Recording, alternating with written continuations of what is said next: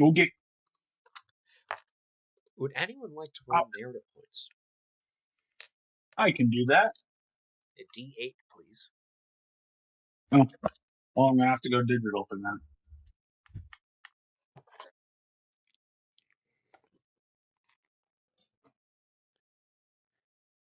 Alrighty. 3. Off to a strong start, I see. Would everyone be so kind as to go to the OpV combat sheet?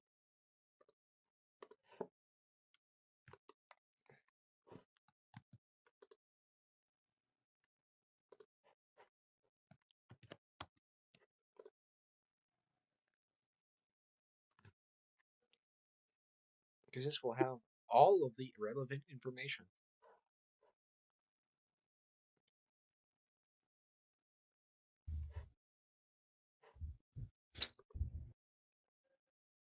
Right. I've only seen 2 there.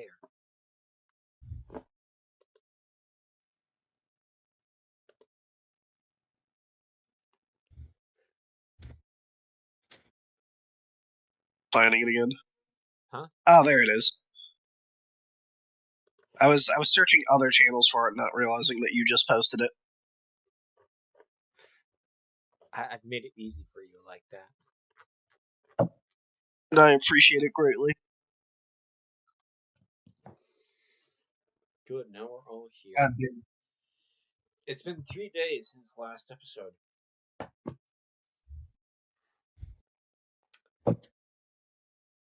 Connie. Yes. You feel the ceiling, you feel the entire room shake, and dirt hits the top of your head from inside of your bunker.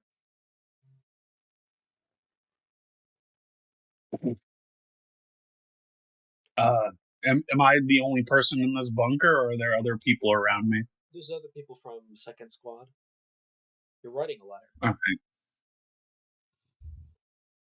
Who are you writing this letter to? He's probably not just writing one, he's probably writing multiple. Yeah, but this specific letter, the one in your hand right now. Who's it to and what is it about? You know, 3 days ago you were in your first combat encounter.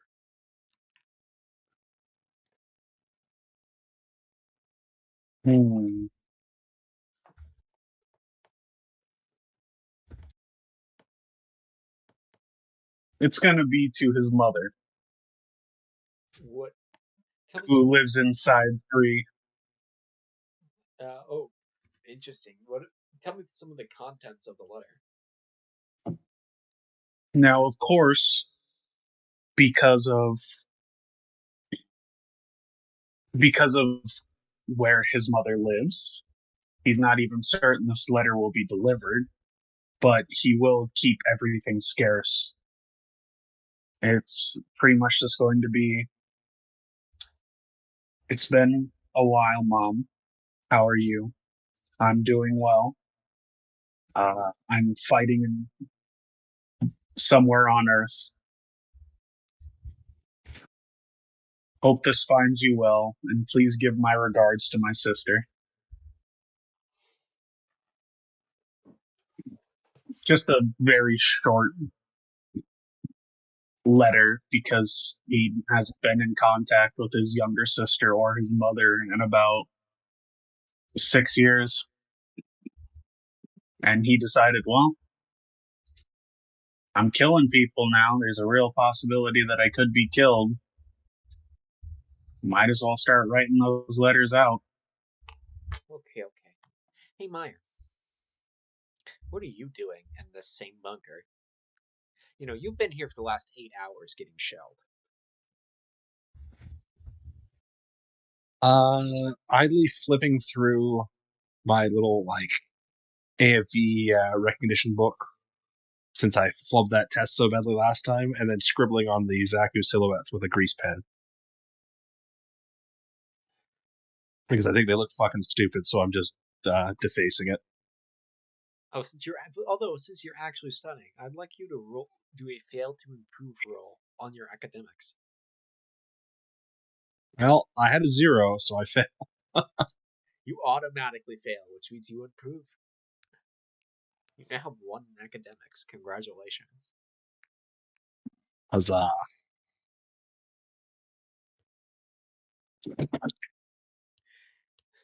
Also, I realized that it's probably not a very long book at this point. It's like, here's a Saku 1, here's a Saku 2.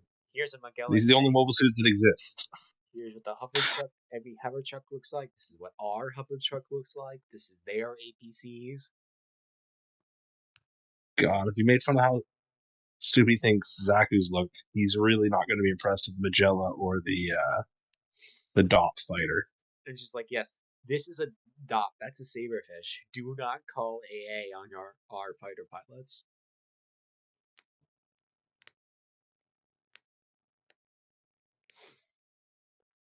Embarrassed to get killed by something that looks as dumb as a DOP.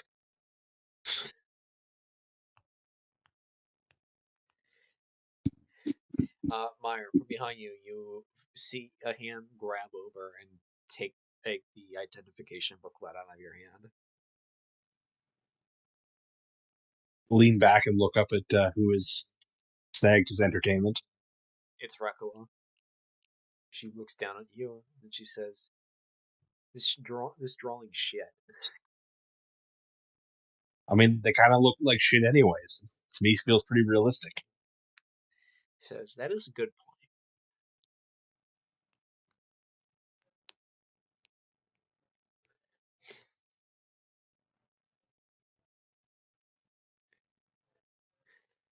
Then she flips through it a couple times. Says, "Oh, this is a good one." And then it's a picture of a Xeon APC, and you see the picture of a half track.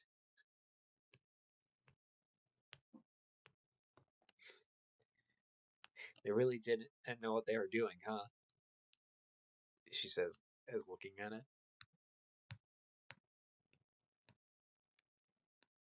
I mean, what does a bunch of people living in a metal cylinder know about building all-terrain vehicles? She looks back to it. Apparently, jack shit.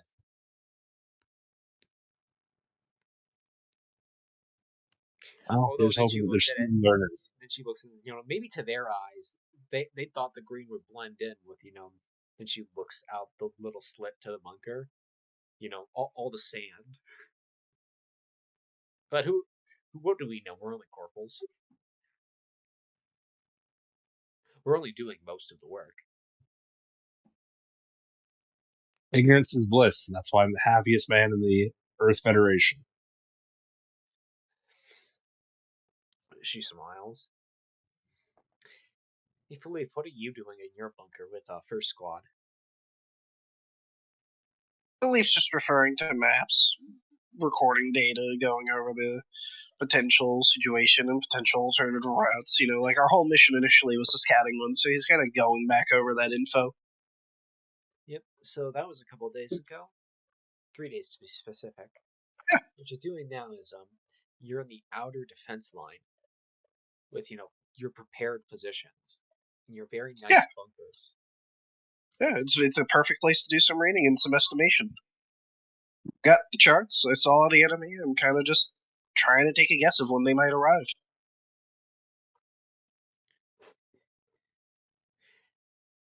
You haven't seen a whole lot of combat yet because the Zeeks, unsurprisingly, are still trying to get their bearings because everything has to come from space.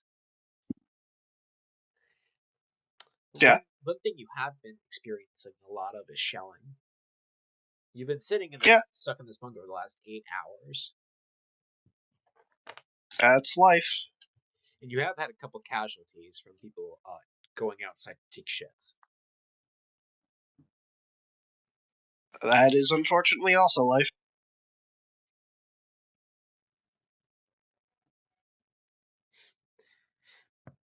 These last 3 days, has there been anything else you've been doing? No, just standard duties. There's not really much we can do. We're in hurry up and wait mode.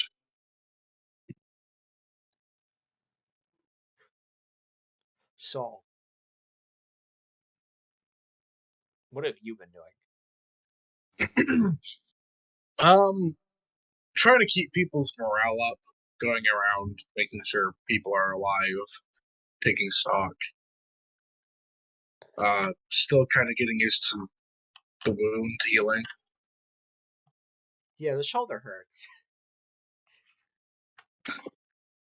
Not much you can do about it.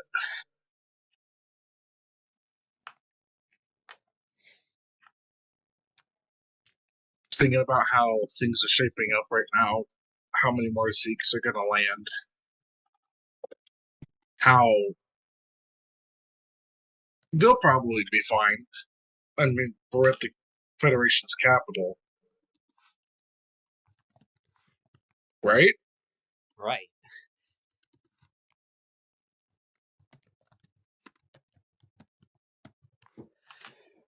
You'd think so. You really hope so. Yeah.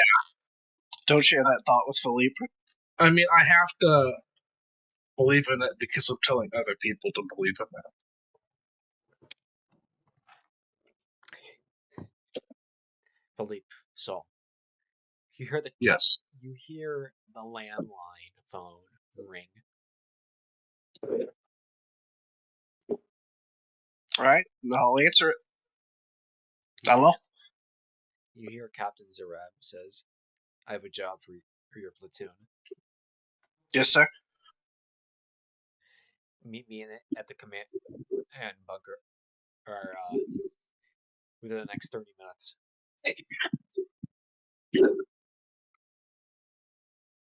All right. Philippe will just say, as you wish, sir. And he'll quickly just inform Saul of the very brief contents of the conversation and ask Saul if he's going to tag along or keep an eye on the troops while Philippe heads over. I mean, yes, for both of us, so I better come over. I didn't even hear that.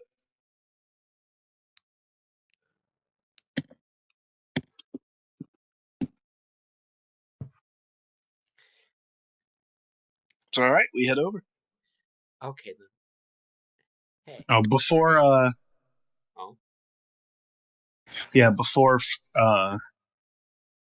those two leave, Kanya's gonna yell out to them, "Careful out there in the hail, boys." You're in different bunkers. Ah, shit. I mean, he could still lean out the bunker and see us leave, and maybe he's taking a smoke or something.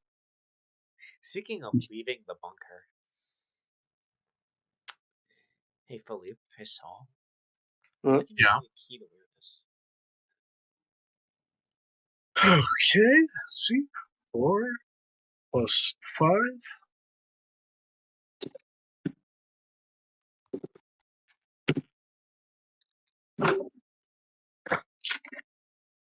Roll the dice.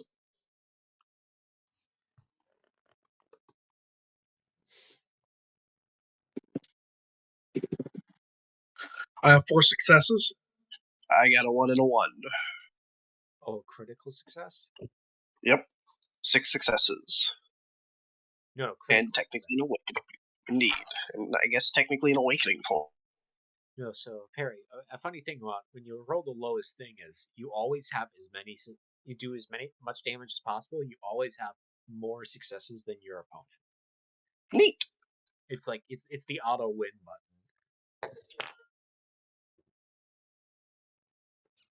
Well, Philippe has pressed the auto win button, I guess, for this. Hey, Philippe. Yes, God. You get a bad feeling as you're walking past this trench. You grab Saul's back as he's walking forward, and you hear a shot ring out, and then you hear the bullet whiz by. Yeah, Philippe just shoves his second lieutenant into cover for a moment and tries to see where it's coming from.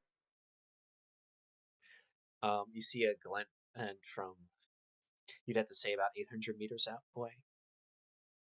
Do we have a platoon marksman? Yes.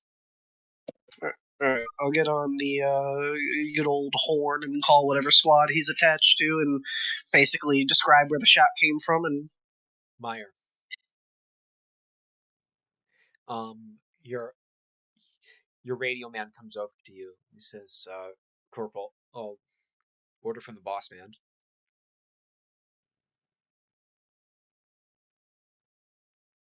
He then presents to you his back so you can actually grab the telephone. I'll snag it, I guess. Corporal, there's a sniper keeping myself and the second lieutenant pinned down from making a rendezvous with the captain, and he'll describe the direction the shot came from in the glint. Please deal with him at your convenience. Understood. I'm assuming the designated marksman is the guy with the big old anti-material rifle in this case. He's currently writing a letter.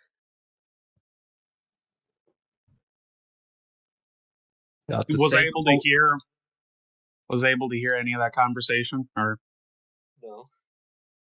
Well, you can hear Corporal Myers saying stuff. You can't hear anything Felipe is saying. Yeah. The second the radio man shows up to Corporal Meyer, he's gonna put his pen down and look up. Over at Connie, say, I guess the Pulitzer can wait. Sounds like some Zeke bastards taking pop shots at our officers. Roger. He's gonna you can take his head off for him. Yep. He's gonna sling his helmet over his head, and he's probably already set up the rifle at the firing slit of the bunker. Yes. You go over to it. Connie, I'd like you to make me a keen awareness with a +3. Keen and awareness +3. Alrighty, that is 9. What is my threshold? Keen 5. Awareness 3. With the +3. Yeah, with the +3, so that's 11. 9. 5 degrees of success. 5 degrees of success. You see him. You can just get just above his shoulder. All right. I'm gonna take the shot.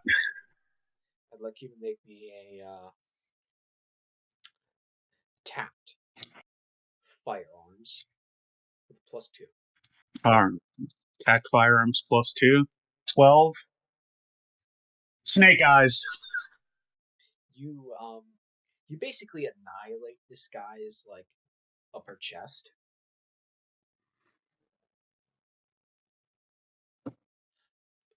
Philippe saw you hear another round ring out.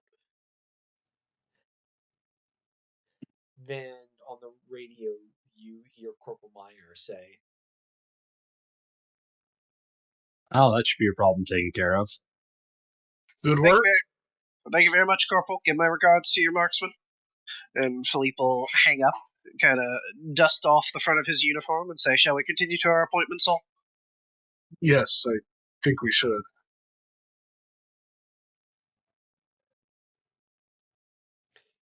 You two get going.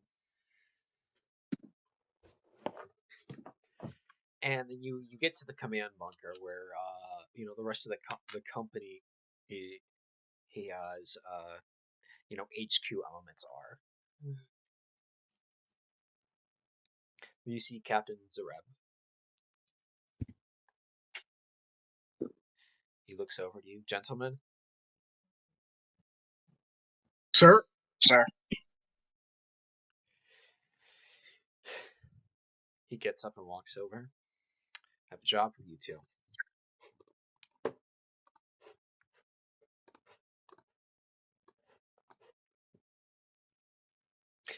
Yeah. Pancake. Snake Eyes is an awakening point. Eben. Yeah, so anytime a roll has 2 1s in it, you get an awakening point.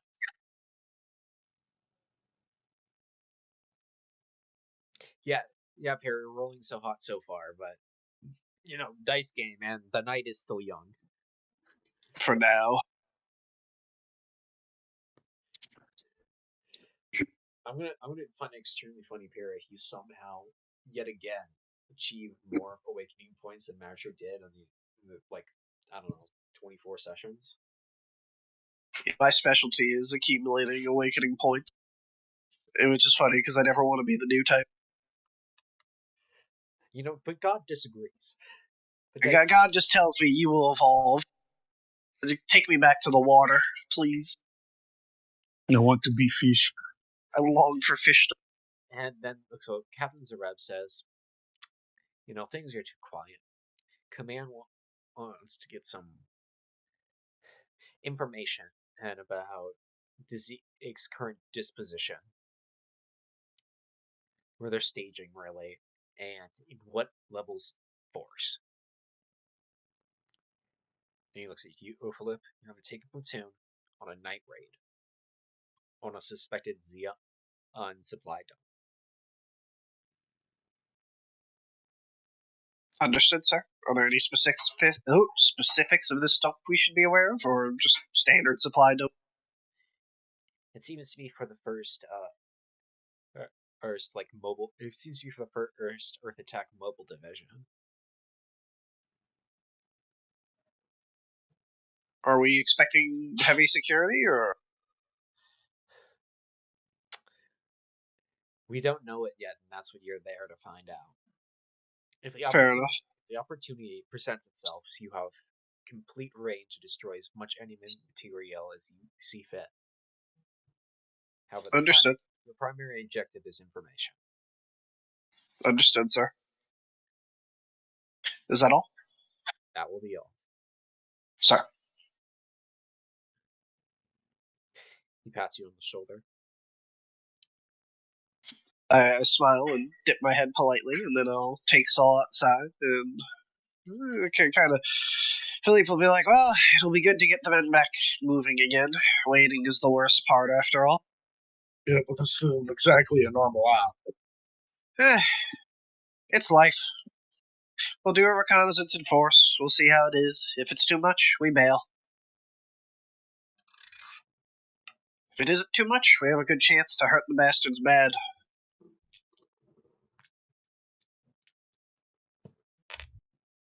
Have any other concerns, Lieutenant? Well, aside from some people might not being able to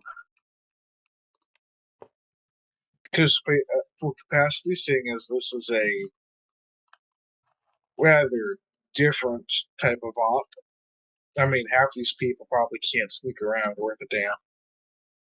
Well, we won't be doing much sneaking, thankfully, I imagine.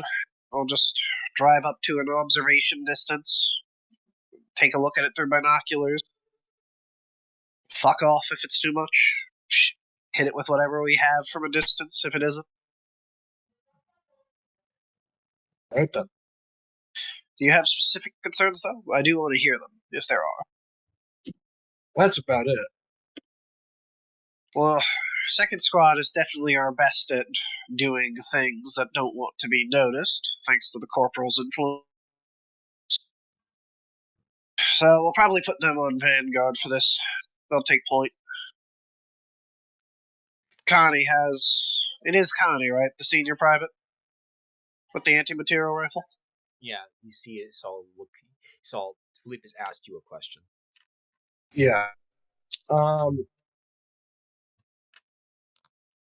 Anti-material rifle, I do want to say that is Connie that said, I know a few people are holding them around right now. Well, we're going to make good use of those, more than likely, if we do this raid. So, we can concentrate it. We'll concentrate the marksman with anti-material rifles and just hit it, if it's possible. Philippe's kind of mumbling to himself at this point now as he walks, kind of coming up with the plan as Saul's getting rubber ducked. Which is not an unusual circumstance, where Philippe will just start mumbling, kinda, sorta. First Lieutenant? Huh? Yeah. Yes? You're not to interrupt you, but you're mumbling. Ah, yes, very sorry. But my point was that we'll have to take count of what heavy equipment we have. If it's just the one, the anti-material rifle, we'll keep with the senior private. That was a hell of a shot he pulled off today. And if he can make a shot up to 800 meters, he shouldn't have any trouble bashing supply trucks with that.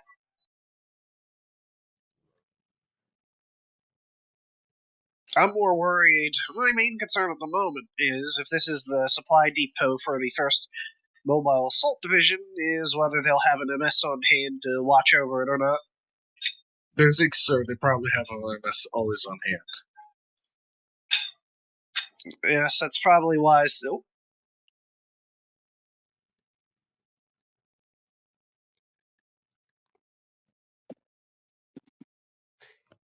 The two of you make it back to your bunker.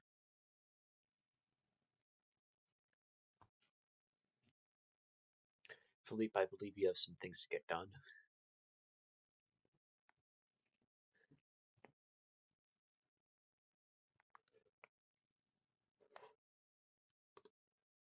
Perry? Oh. Ground control to Major Tom. Actually, it's Lieutenant Philippe, but... That's it, I'm getting us in. Oh, what?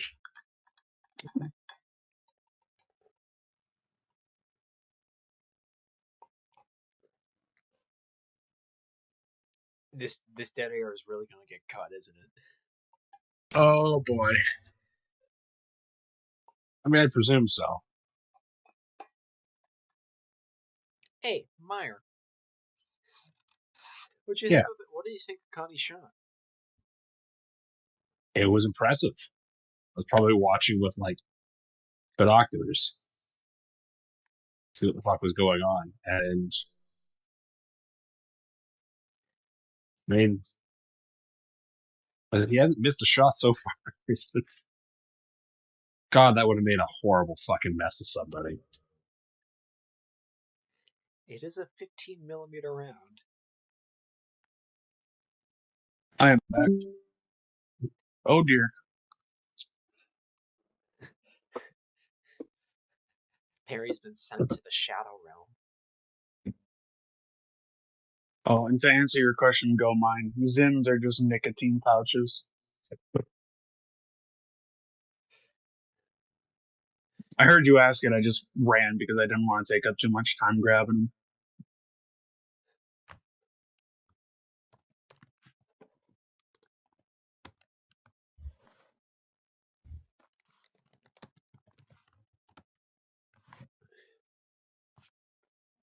Yeah, I have the privilege of not being a soldier and not being horribly addicted to nicotine. Oh, I'm a construction worker. It comes to the trade. Oh, well, that's... Listen, I know plenty of construction workers, and not all of them do that. A lot do, but not all. Yeah, some of them actually still smoke. Some of them still drink on the job. You know... Yeah, you know how many... Hello, Perry. Welcome back. Yeah, I left a message in the combat tracker. I don't know if you saw. My Discord randomly crashed and shit itself and was refusing to relaunch. But I returned. What was the last thing you heard from me? Salt told you to stop mumbling, and you stopped. Then, I decided, since no thing seemed like that was brought to its conclusion, I said, Philippe saw you. You arrived at the bunker. And then I said, Philippe, I believe you have something to do. I have something to do? Yeah. You have something. You have a mission to get ready for. Yes. All right. Well, Philippe will gather the squad leaders together as is tradition.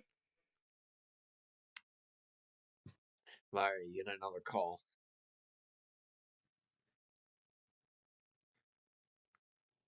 Answer the line.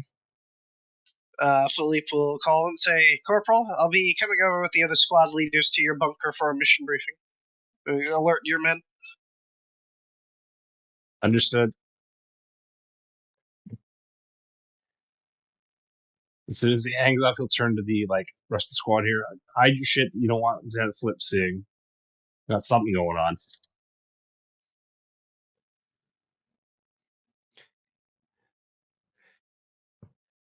Then Marco says, "Doesn't he know? Oh, we need our beauty sleep."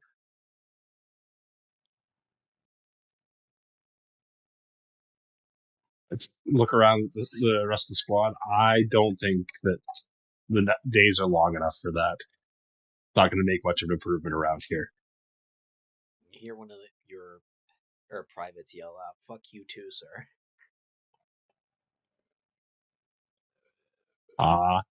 Somebody's grumpy when they don't get their beauty sleep.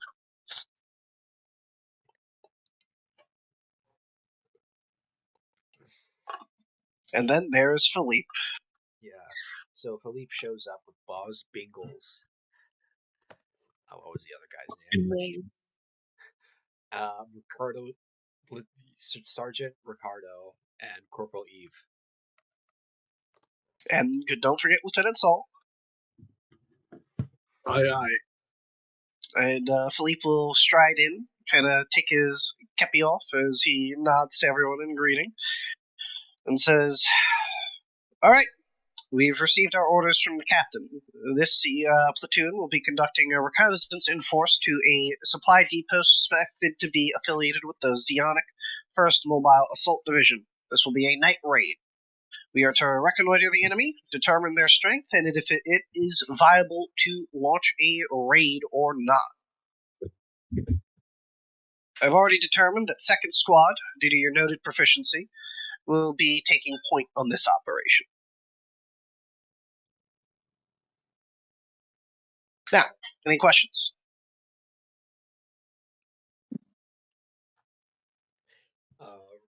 Corporal Rakua says, "Is there any particular kinds of equipment we should ditch?" Anything loud and heavy, probably. Well, it won't matter when we start, blowing their asses to smithereens, but, is there anything we will get in special for this? Absolutely not. He looks around and is like, "We don't exactly have MVGs." Indeed. We'll be mostly reliant on the optic systems in the APCs, which are not very good.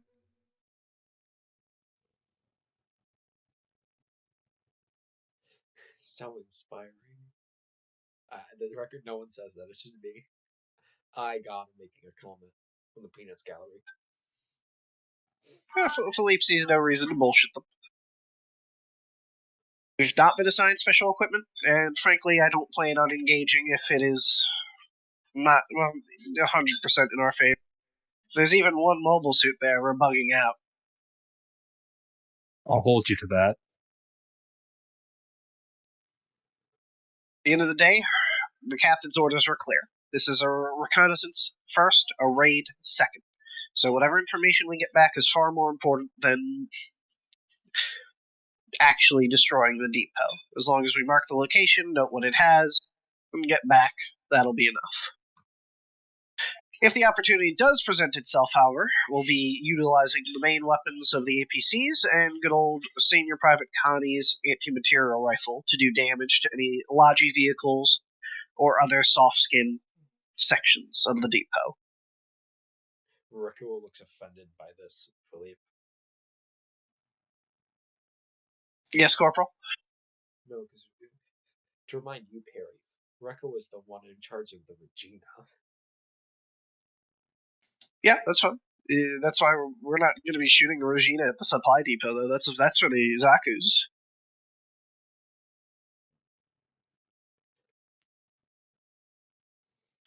We'll keep our Reginas on hand just in case the MSs force a fight. Corporal, due to your noted proficiency with utilizing the weapon, you'll be in charge of keeping that together. If you think you have the shot, take it, but let's hope they just aren't there. Understood, sir. Any other questions?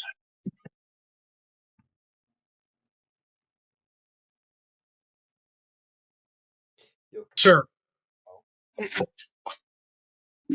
As Second Lieutenant, I will point out, though, that the case, there's a rather important case, though, considering last time. My shoulder is still fucked up, sir, and the other APC does not have a missile. Indeed. It might actually be best to bring the Regina along. That's the plan, Second Lieutenant. We're bringing the Regina in case we have need of it, but we're not going to be seeking to engage in MS. Well, what happens if the supply depot is for MS? Then we won't be engaging.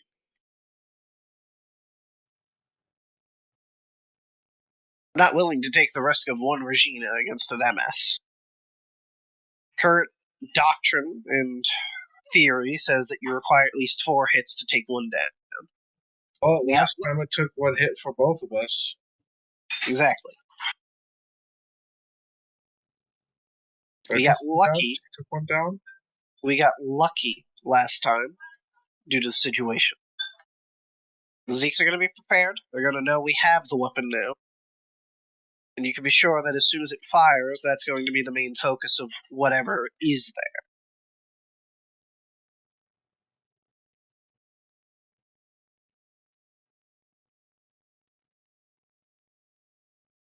So, again, we'll stick with the captain's orders. We'll only engage if it becomes necessary to engage or we have a clear advantage over the enemy. If there's an MS, we're just not taking the risk. We observe, we report back, and we make it home for at least a late night's sleep.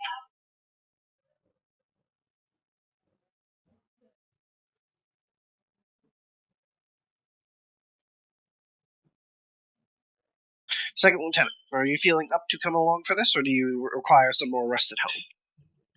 Well, sir, it ain't right that I stay here, get my beauty sleep while everyone else goes out. Well, we'll be leaving any casualties behind. So, in your case, it's up to you. But we are going to be leaving the wounded here. Due to the nature of this operation, it would be unfortunate to have them along.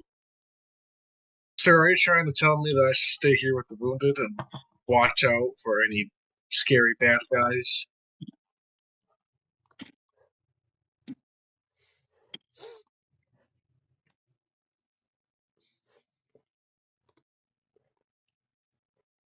That's my APC you're taking.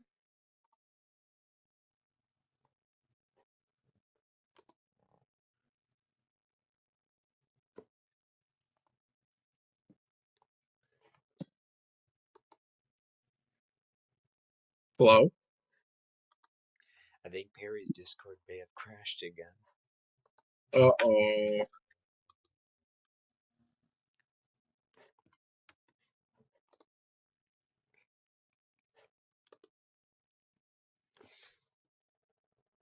Big trouble. Did Meyer have any comments about the plan? I can't remember. He's trying not to say much other than holding the first lieutenant to his promise. If there's mobile suits, we get the fuck out of there.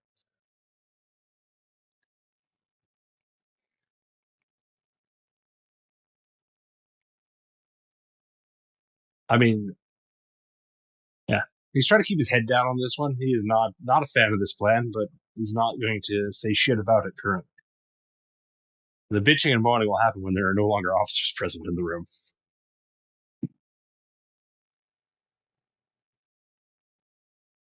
Hello? Hello. He's not dead. I could hear that one was weird.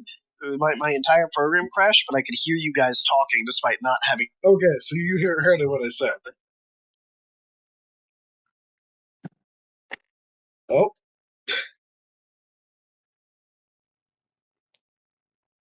You know, this entire session's been full of technical difficulties.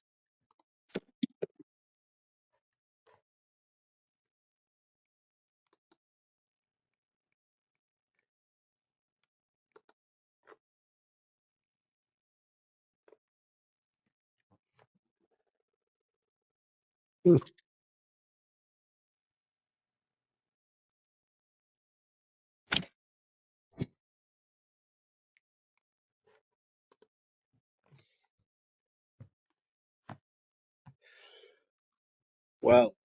Hello? Hello? Oh, okay. All right. Third time's the charm. You good? I have no idea, bro. I've never had this happen before. So what's happening is I'll be talking, right, and then suddenly Discord will give me the Discord isn't responding, and then it'll just close.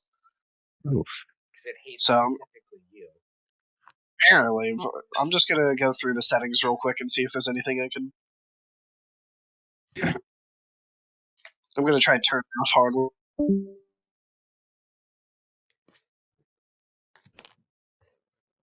When the two would crash together.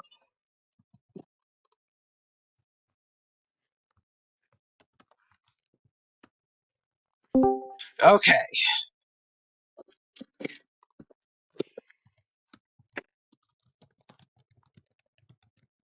You good? All right, cool. Hello? Okay. Hello. Oh. I have no idea what's happening. I've genuinely never had this issue with Discord before. I'm very perplexed. Okay. So I did hear the last conversation before I crashed that last time because, again, the audio was playing. Okay. Vibe I'm getting is that no one else in the squad has questions. We all understand that we're just doing a reconnaissance mission. If there's an MS, we're bugging out. Yes. And then you made it a situation that Saul should maybe stay behind because he's wounded. Okay, so that didn't get picked up. Philippe basically kind of just told Saul, I'll leave it up to your discretion. Saul said, "Sir, are you insinuating that I should stay behind with the other wounded, watching out for scary bad guys?" No, Lieutenant, I'm leaving it to your discretion. I'm just informing you, you wouldn't be the only one behind. Then I'm going to come along for not just myself, but us because it's my APC, and someone's got to go out for all the wounded guys. Indeed. You'll stay with first squad. I'll be attaching myself to second squad for this operation. Oh, bold choice, sir. A pained look enters Lava's eyes at this. You all know the mission. Get your shit together and get ready to go. You hear a chorus of yes, sirs. Sir, yes, sir.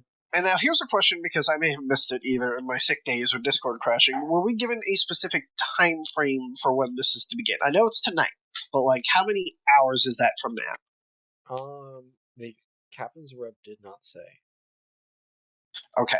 In that case, then Philippe is going to begin the lovely game of army politics, because someone brought up night vision goggles, and Philippe is thinking, that's a great idea. I'm going to go see if I can bully a quartermaster into giving us some.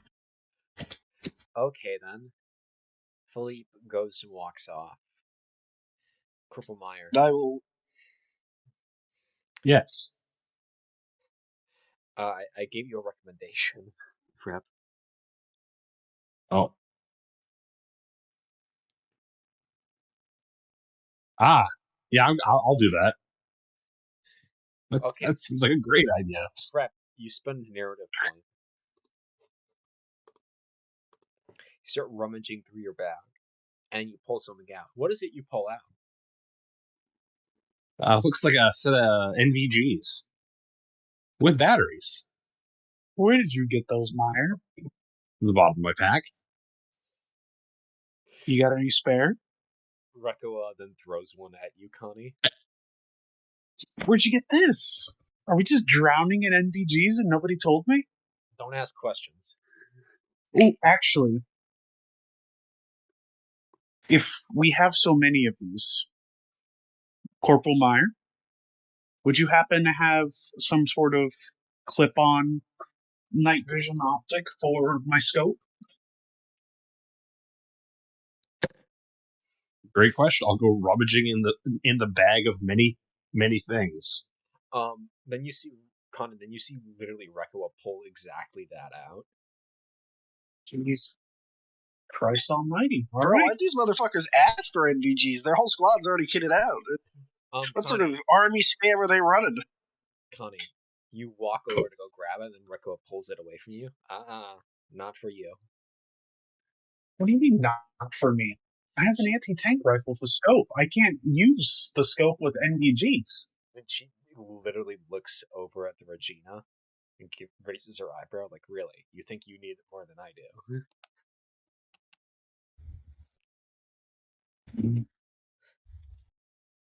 I'll make do, Lieutenant Recola. It's not lieutenant, it's corporal. Oh, it's corporal too? Okay. I'll make do, Corporal Recola. So someone has to. Of course, I get the short end of the stick. Well, simply liberate yourself a set of NVGs. Well, I would love to, but unfortunately, I'm not one of the privileged classes born on Earth, and if I'm caught stealing from the armory, I'm more likely facing the firing squad than a week in solitary. Ah, please, don't be such a drama queen. It ain't that bad. He lied like a liar. Yes. You get back to the rear. Right. I already have my neatly filed paperwork under one arm, and I'm going to go to the nearest armory section and hand it over to the quartermaster. It's a requisition for a squad's worth of NVGs and night vision optics for designated marksmen and the gunner teams on the APCs and whatever spotters we have.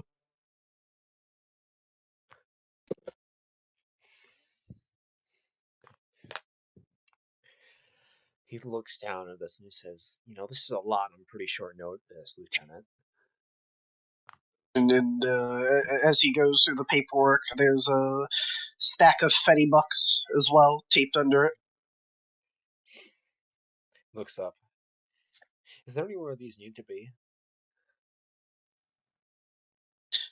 You know where my platoon's bunkers are? No, actually. I'll give him directions. I see. Well, I'm sure I can figure something out, Lieutenant. Indeed. Thank you very much for your time. And Philippe, you walk away. You don't need me to roll politics or anything like that? No, you just this said guy you was... have money in it. I assume you have lots of money. You don't pay for rent and you don't pay for food. Exactly. I know what the quartermaster likes. Thank God for Federation military corruption. It's a blessing sometimes. Saves a lot of time. The thing is, it's a knife that cuts both ways. Oh yeah, it is, but sometimes it is very useful, especially when you are connected. Philippe, you walk back to your platoon's section of bunkers and trenches, and lo and behold, you see Corporal Meyer walking around with a set of NVGs. Oh, Corporal Meyer, where did you get those?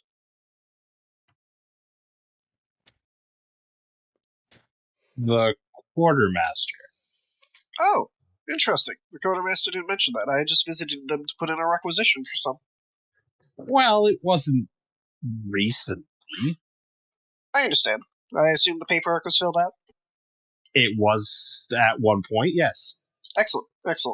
Well, that means we'll have extra night vision goggles to pass around for this operation, and I've also acquired some optics for the Regina team, or gunners, or spotters, and the anti-material rifle marks. Fabulous. I'll put an end to some of the belly aching. Oh, as long as they can see, I'm happy with that. Complaining is good. I'd rather complaining than a mutiny, after all.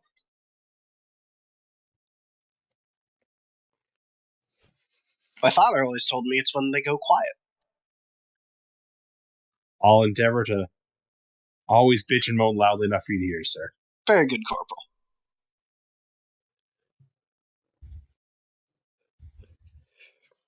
Then Philippe walks off to give the good news. Maya, is there anything you'd like to do? Unless Philippe wants to do something.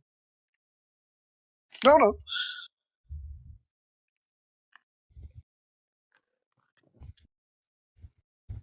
Prep? Honestly, probably would be just focusing on getting all my gear stowed and ready for this reconnaissance. Considering the amount of extra bullshit Meyer carries around, he's probably having to tape down a lot of extra buckles and pouches so he doesn't make a shitload of noise. He's moving around at night. There is one other person I'd like to talk to if no one else has anything they need to do before we go. Okay, then, Philip, go ahead. Where's the nearest battery, Commander? You get in touch with, what's that? Is it an FTO? Oh, it's an ATO. Artillery, a train. I can't remember what the acronym stands for. It's the guy who calls in artillery. Yeah. Well, let me get my big list of names.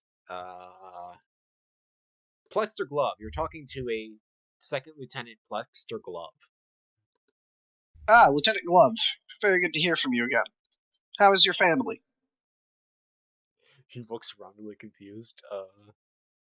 Good, sir? Glad to hear.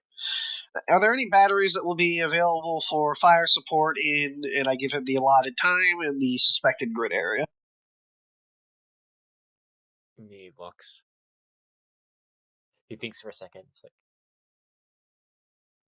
yeah, at least 6 105 millimeters, maybe 3 155s.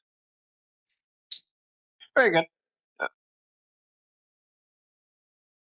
If you could earmark one of the batteries for potential fire support, I would consider it a personal favor.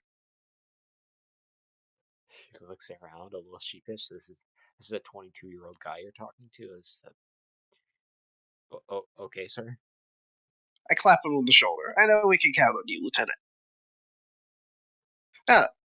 Obviously, due to the radio interference that any EMSs might cause, you'll have to rely on flare. Do you have a forward observer?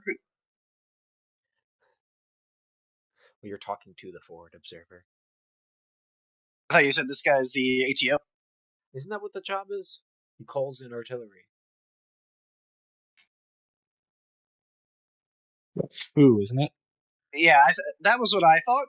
It doesn't really matter. If it is meant to be the guy who's calling it in, then don't care about that part. That wasn't said. Instead, Philippe basically just said, all right, and can I trust you'll be alert and ready tonight? Looks on tonight? Yes. What's going on tonight? A reconnaissance in force. Huh?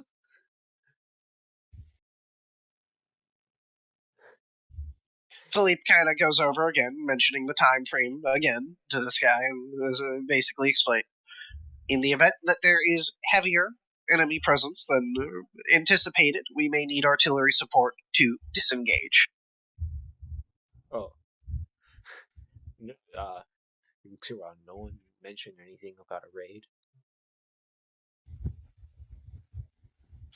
Well, focus, Lieutenant Glove. Can you or can you not?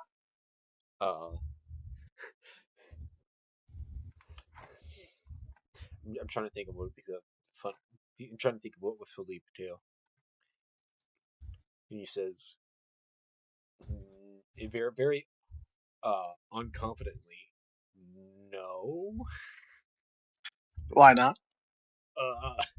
He's stumbling over his words and he can't seem to actually answer. Philippe kind of pats him on the cheek 3 times and goes, calm down, focus, report. He looks a little guilty. I should be able to make it. Are you certain? Yes, sir. Because if I shoot this flare and we don't receive artillery support, and I come back,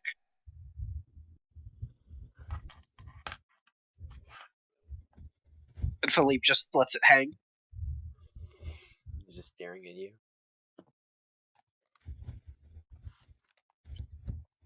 Sorry, could you repeat that? He just looks at you.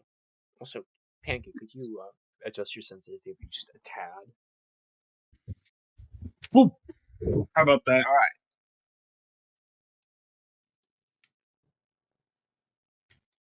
Glad we understand each other, Lieutenant.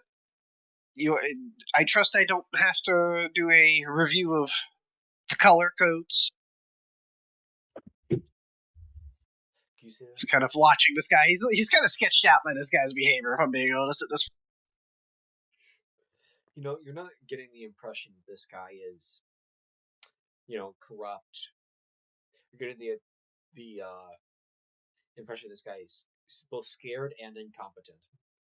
Yes, that is why Philippe is sketched out by him, is what I'm saying. Like, because the worst thing in the world is an incompetent artillery officer. So, Philippe just kind of waits for him to answer if he understands the color codes or if we need to review them. No. Thing is, Gomine doesn't understand the color codes. We don't have to have like an actual setup one. It's just the basic idea of if I fire this color, that means fire support. No, I didn't even know what that term meant. It's just literally the color of the flare. Yes, I'm just making sure. Basically, Philippe wants to make sure this guy isn't going to see like a different fucking flare that someone put out for air support or CAS-evac or something and fire in that direction. He wants to make sure this guy is going to see his flare, know that it's the color for artillery support, and is going to put it there.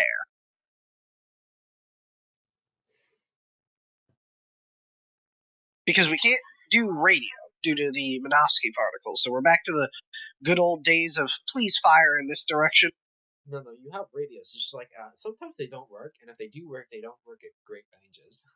Well, but that's my point. We're working under the understanding that Minovsky particles will make radio connections spotty and inconsistent. I do not want to rely on a radio if it's going to cut out in the middle of me giving grid coordinates to the artillery guy. It's why Philippe has the map. It's why he has all the physical stuff. It's why he brings that and he shows it, and he told this guy the expected area they're going to be in, and he's going over the flare that's going to be shot when they need it. Okay, I see it. A Gomine understands. A lot of the shit Philippe carries on him is because Philippe is essentially having to function as a World War I officer due to how Minovsky particles shut so much shit down. Yeah, we're going to be communicating by carrier pigeon pretty soon. Yeah, if I had a carrier pigeon, I'd use that, unironically. Connie can arrange that. Excellent. I think they're all extinct, but very good. No, there's no way pigeons would go extinct, especially since it's a domesticated breed. I got bad news for you about the New York pigeon, but that aside, so he understands what I am asking of him. Yes. Okay, and he affirms that he understands that. Yes. Okay, because I'm about to beat the shit out of him if he didn't. Alright, and with that, Philippe gives him another pat. It's like, you've got this, Lieutenant. I'm putting my faith in you, and then he walks away. And I will inform the squad leaders that we will have artillery support for the raid if it becomes necessary. We'll attempt to use radio, but otherwise we'll resort to flare gun. Meyer, how does that sound? Yeah, because you're able to call in that sort of thing.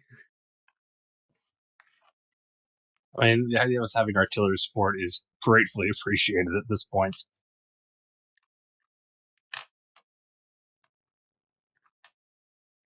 I don't think there's anyone else Philippe needs to go threaten to beat up if they don't give his platoon support right now. I don't believe so either.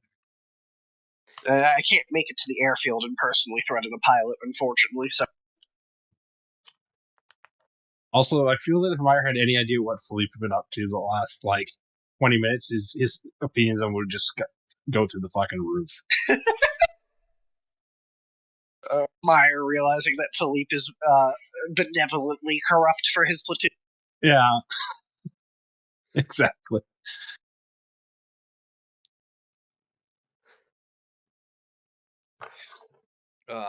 Real hoot. I wasn't expecting the stuffy Philippe to be like this. Philippe is stuffy, but I did tell you, he is a political officer to an extent. Not in the what jumps to that mind, but he's an officer who understands the politics of the military.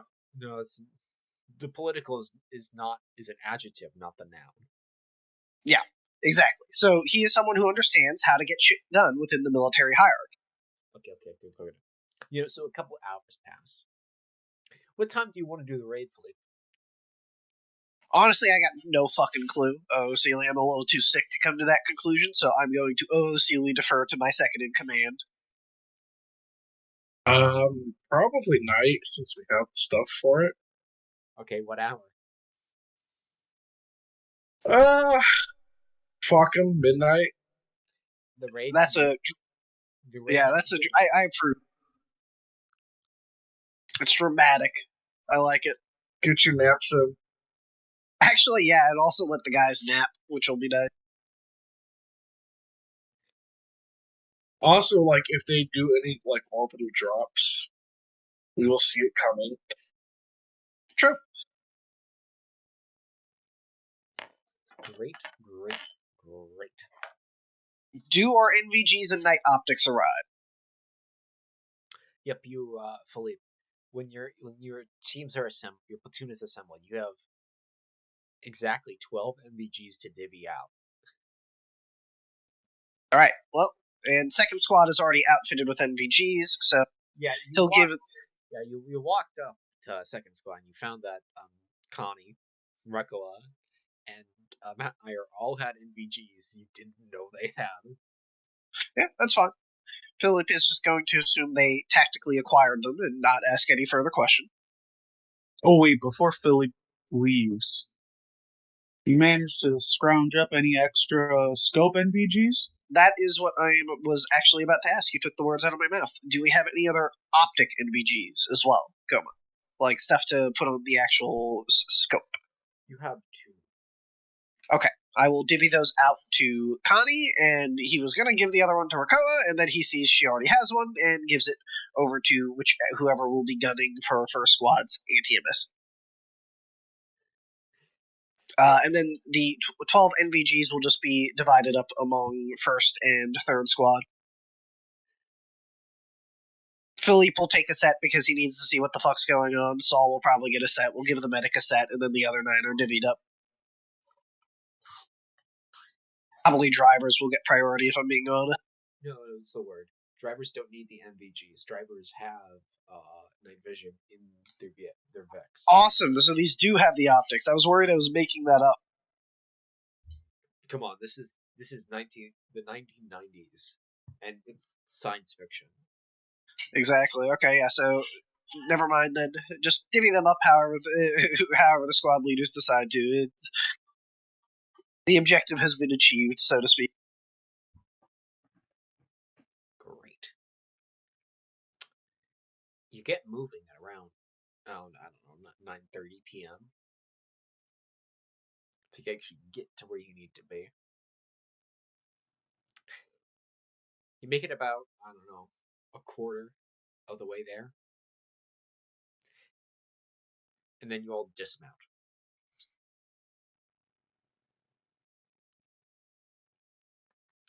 I'm gonna run to the restroom up before we get started.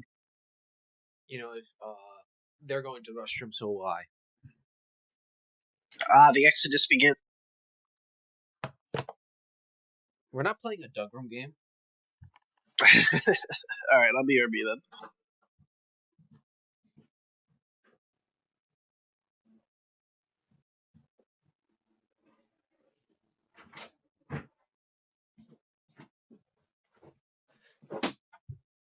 Yeah.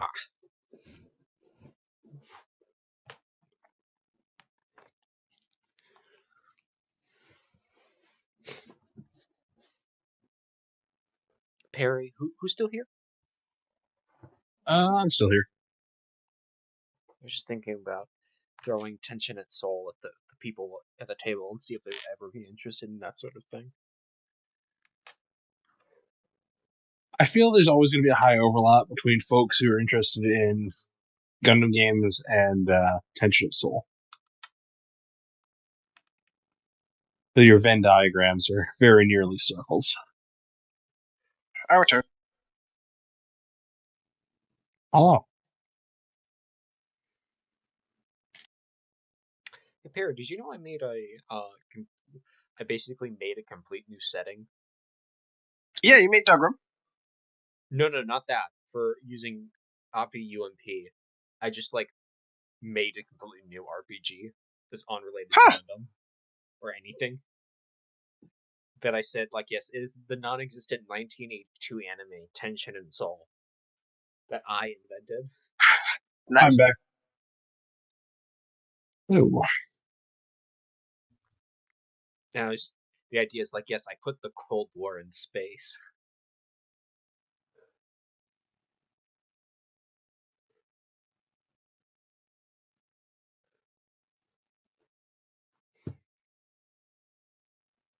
That is base.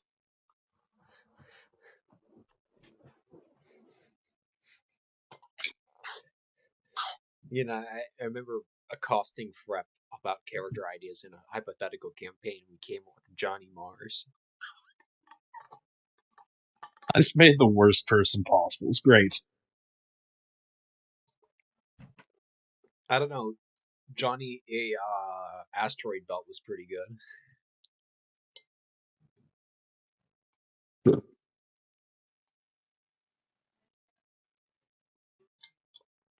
Lifelong goal of wanting to go to Earth, but wants to need a passport to go to Earth.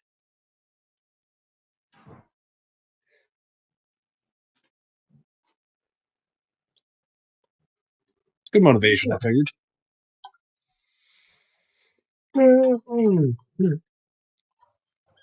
Excellent. Everyone is back.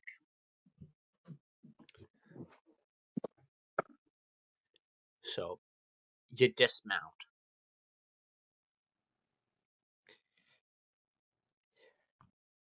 Around you is desert and brush. Every now and then there's a thin line of trees.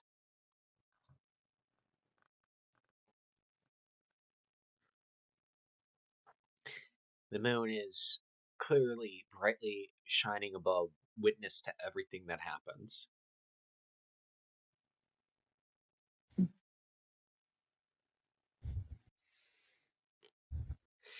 It's waning.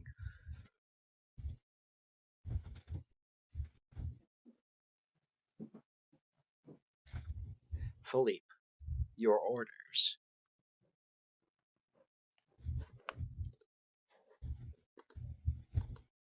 We're going to spread out. Everyone avoid skylining themselves. Stay low and begin observation of the outpost.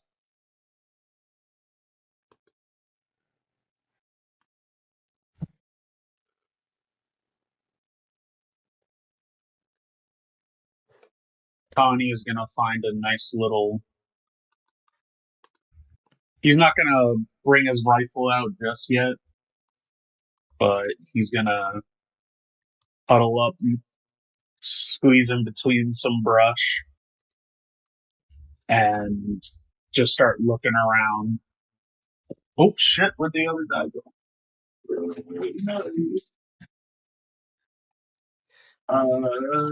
What would you like me to roll to see what I can see? Keen awareness -1. Keen awareness -1. 4 and a 3. Keen is 5. Awareness is 3.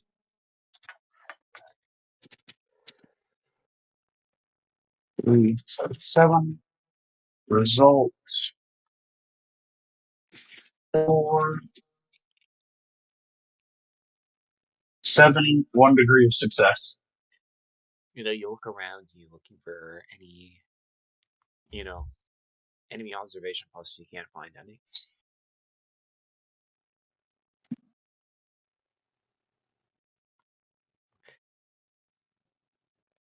So no, guards out. At least not this far out. You do have about a kilometer to walk from here.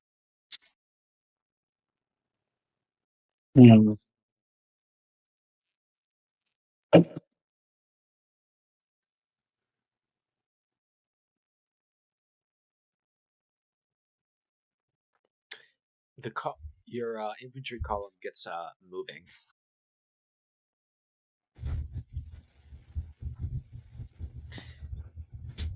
you're walking along with all your extra bullshit. Actually, yeah, what do you take, Meyer?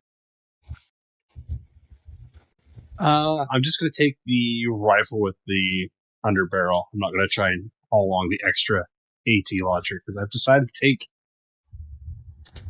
Lieutenant at his word that we're going to, pull out if there's any armor. Plus, that thing's bulky, heavy, and hard to move quietly with. So, not as loaded down as Meyer normally is.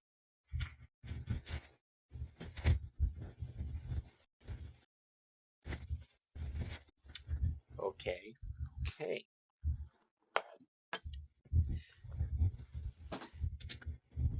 Meyer, at the front of the column, I'd like you to make a keen awareness check and a -1.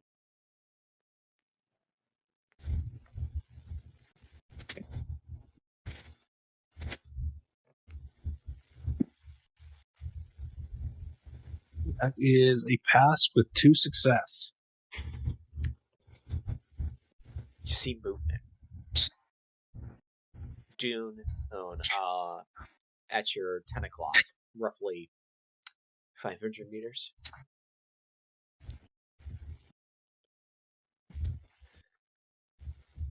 I will to stop anyone behind me and try and motion towards the movement. I assume with NVGs I can't very well put a pair of binoculars to my eyes and see very well through them. So yeah, that doesn't work. You're using cold. Kind of stuck. It's almost like night fighting kinds of sucks in general. It does kind of. No. I'll whisper back to the next person in line movement. You said it was 500 meters? Yeah, roughly. Yeah, 500 meters, 10 o'clock. And pass that back down the chain. Philippe, you suddenly get down the chain that you've encountered potential enemy movement. Like a patrol? Or maybe a guard post, you don't know. Right, Philippe will send it up the train to send someone to get a bit closer and take a look at what it is, and then come back. Maya, your man comes back. New orders. He says, "Sir, Lieutenant wants us to move up to confirm what it is."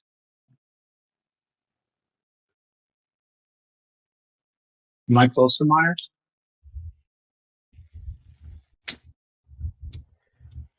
But yeah, Connor, you're just sort of around.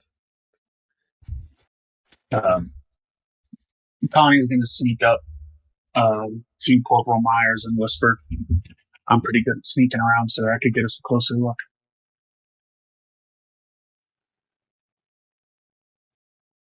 Good point. Though, yeah, fuck it. Let's try and take a closer look, and as it looks like they made us, I'll do the same thing to these dumb fucks out here as you did to that sniper earlier. Yeah. Connie's just going to gently place his AMR down on the ground next to Meyer. "Keep an eye on her for me, please." I'm surprised you're not using it, Connie. It does have the scope on it.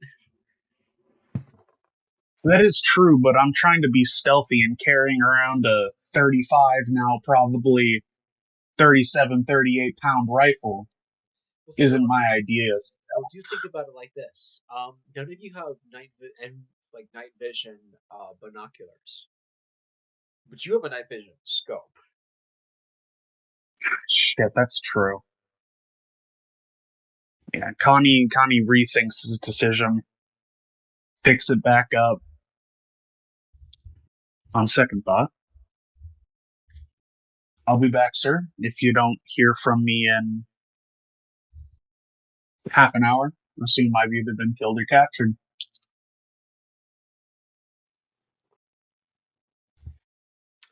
Connie, And then Connie heads off into the night. Connie, I'd like you to roll me. Let's think. What's your poise at? My poise is 3. What's your tact at? My tact is 5. I'd like you to roll me tact and stealth. What is your stealth at before you make any roll? 5. You may just make the roll. Oh shit, where'd you go, you little bastard? 5. 6 successes. You get down on the ground, you start crawling forwards until you crawl about 150 meters forwards to get a different angle. And then you put your scope down on this dune and you take a look at it. You see, it's 2 people in a foxhole trench.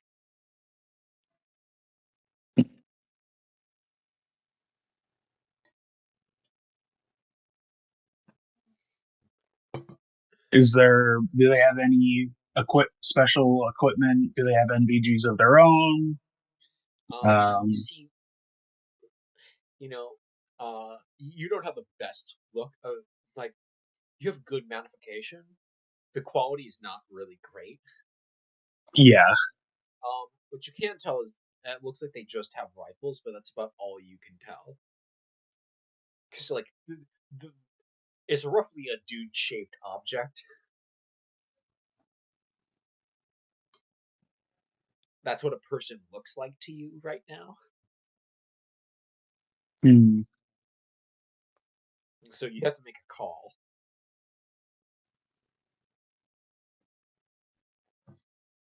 Could I get any closer? You may attempt. Attempt I shall. Make the same roll with a -1.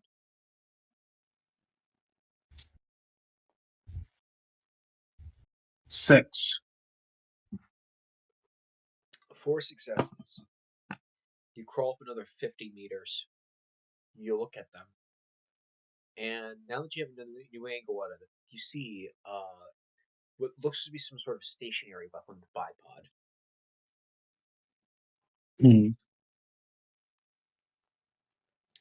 Whether it's a machine gun, a medium machine gun, an LMG, or some sort of marksman weapon, you cannot tell.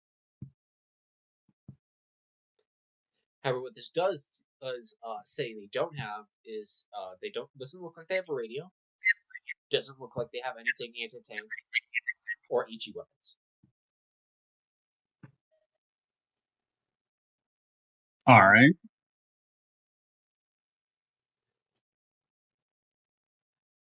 What do they look like, the 2 of them? They look like blobs. They look like okay, fair enough. You don't have a good enough quality to really get a good look at these guys. And it's just them there's nobody within line of sight. You may make a Cannon awareness test then in the -1. Alrighty. That is. Let's see. Keen 5, and my awareness is 3. 8. Oh, wait, no, -1, so 1 failure. Would you like to use a narrative point? I would like to use a narrative point to succeed. Very well, then. I'm going to use the narrative point right back. You see about 10 holes from where you are now that you've moved position a little bit.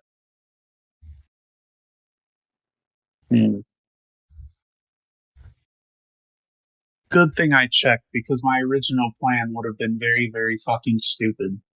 You were just going to shoot them, weren't you? No, I was going to sneak up as close as possible, pop up with my SMG and say, "You are now prisoners." Like some fucking World War I trench raider shit. I appreciate how much we're embracing World War I attitudes this session. Mm-hmm. I need a whistle. I probably got one in the pocket somewhere. And get fucking shot for Is it making also it worth stolen? the job. Probably is. Stolen is such an ugly word. Just signed out and never signed back in after the last X. Yeah. All right. Well, Yep. So Connie, you So- have this information. There is enemy force within that location. Mhm. And I can assume that there's 10 holes, 2 to 3 men per hole. So we got at least 30, Something like that.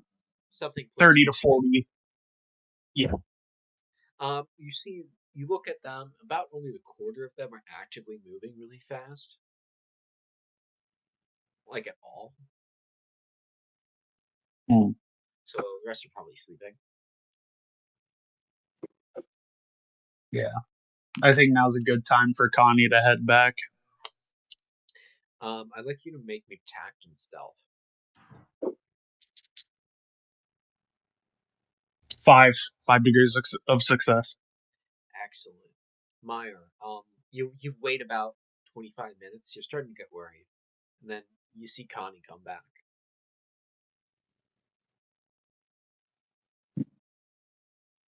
Corporal Meyer, I'd like to report that I've gotten fairly close to the enemy's vanguard positions. They're all dug into foxholes, about 10 foxholes each, support weapons, presumably platoon size, 30 to 40 men. No radios, no NVGs, no anti-tank, and seemingly no HE. let's see what Flip wants to do about this. I don't really fancy it. Chances of pushing into a platoon right now. Neither do I, sir.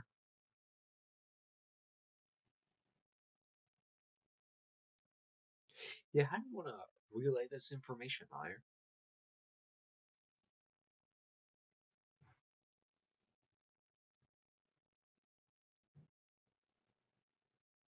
Honestly, probably just send Gotti back to go give that same report. Very well then. I believe you have something to tell Connie then, Meyer. I'll go tell the lieutenants.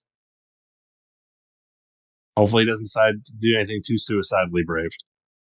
Yes, sir. And then he walks to the front of the line to Lieutenant Philippe. Corporal, so private. First Louis. And he snaps off a quick salute.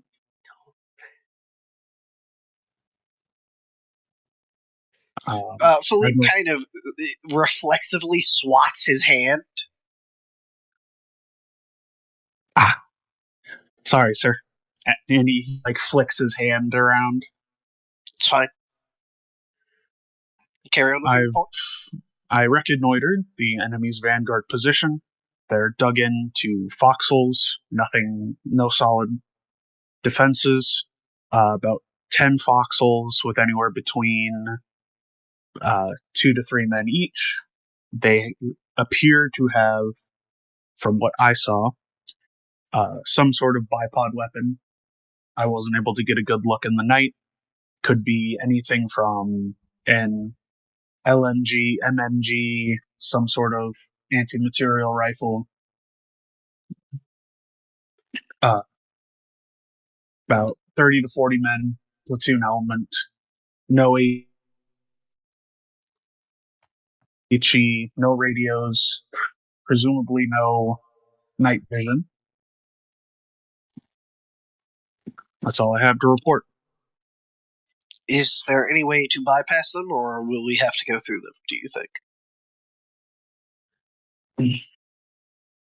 I could look around again, sir, but it'll take a little bit longer. When Connie, when you were walking around, when you were crawling around, you got a pretty good lay of the land directly in front of you, and it does seem possible. Could I roll something, maybe like Keenan Survival, to see if I can get us a good route through? What's your survival at? 5. Or no, sorry, 4. Give yourself a +3. All right.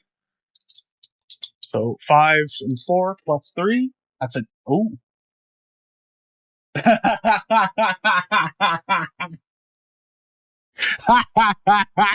What's your roll? My threshold was 12.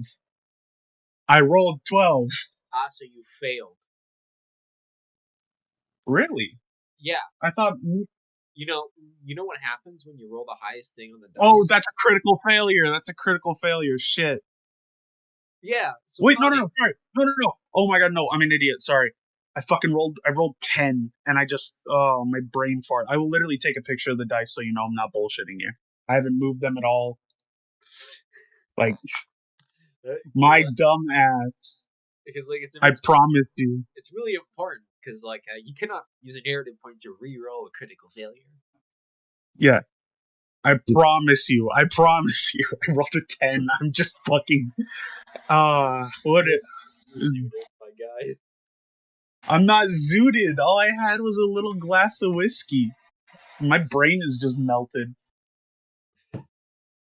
Fucking gone. Yeah. So, okay, 10. So that's 2 degrees. No, 3. Or no, 3. Yeah. You reckon you could? I did find some gaps. It would be a little difficult and dangerous, but I think I can get the entire platoon through there. But we'd have to leave the vehicles. What is your judgment as scout of our odds of getting the drop on them in their foxholes versus the odds of them spotting us if we move past? It seems like they're not quite used to because most of them seem to be asleep. All right.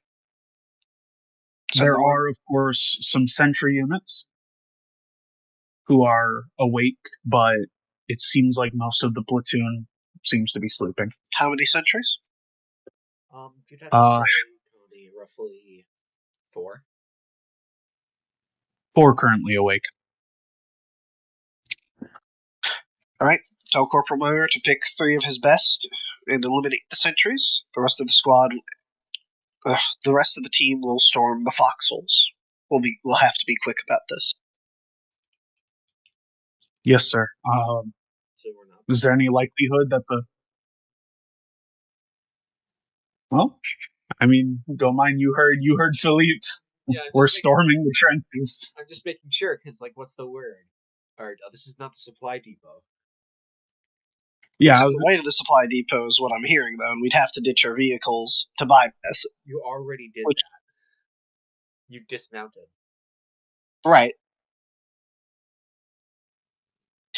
Perhaps a misunderstanding here, but when it specifically relayed to me that we can't bring our vehicles past here with this here, I'm assuming that means we were going to bring our vehicles to get closer at some point, now that we know this isn't the spot. No, so a kilometer. You've been walking for a kilometer without your vehicles at all. Okay, so the vehicles are already gone, essentially, from play. Yeah, they're too loud. You can call upon them to assist you using your flare, but that's fine. They're not right with you in your specific location. In that case, we'll just bypass the guard post. I was misunderstanding the layout. That's why I asked. To make sure everyone is exactly on the same page. That's why I do these things. So good. We learned something. And we solved a miscommunication error. Excellent. Would you like me to lead the way, sir?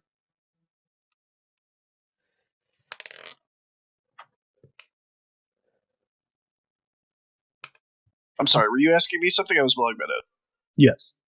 Yeah. Would you like me to lead the way, sir? Yeah, that was the last thing Connie said before you gave the order with faulty. Yeah, the order is we're going to bypass, send the word up to the corporal. Yes, sir. And then he hikes his ass back to Corporal Meyer. Corporal Meyer, Oh, no suicidal heroics, I hope. Nope. We're gonna sneak through. I'm gonna be the Pathfinder. Sounds good. Lead on. Yes, sir. And he walks back up to Philippe. Corporal Meyer's been informed, sir. Shall I lead the way? Will do. And he trudges on through with his rifle and his SMG.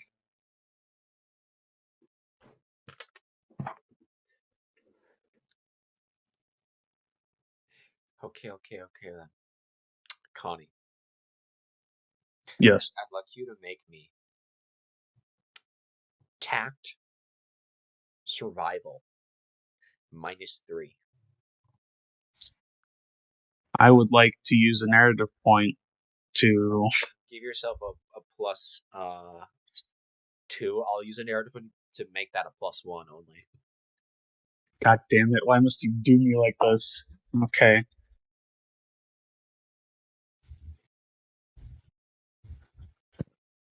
Four, so that's... Alright. Result 4 threshold. That'd be 9. No, it'd be 10. 7 degrees of success. Did you make sure to include the modifiers? Yeah, because you said it was -3, and I used a narrative point, and then you used another narrative point, so it was only Yeah, so it's a +1, right? Yeah, so it's a -2 in total. Oh, okay. Yeah, because your natural touch roll is 10. I said -3 because you need to lead the entire platoon there. That's pretty unwieldy. You said you give yourself +2, so that would bring it to -1. I use another narrative point to bring that down to -2. So how many successes do you have? So... You have the calculator. Yeah, I'm working on the calculator right now. So, it's -2. Yes. Right? Yes. Alright, so, and my threshold with... My natural threshold is 9, so 9, -2, 7, 4 degrees of success. 4 degrees success. Philippe, you get moving, and you're crawling to move from the one dune to the next to get past this entrenched platoon. Connie, as you're leading them through, I'm going to spend a narrative point. You see to the right of you another platoon that you're bypassing, and that you weave your way through.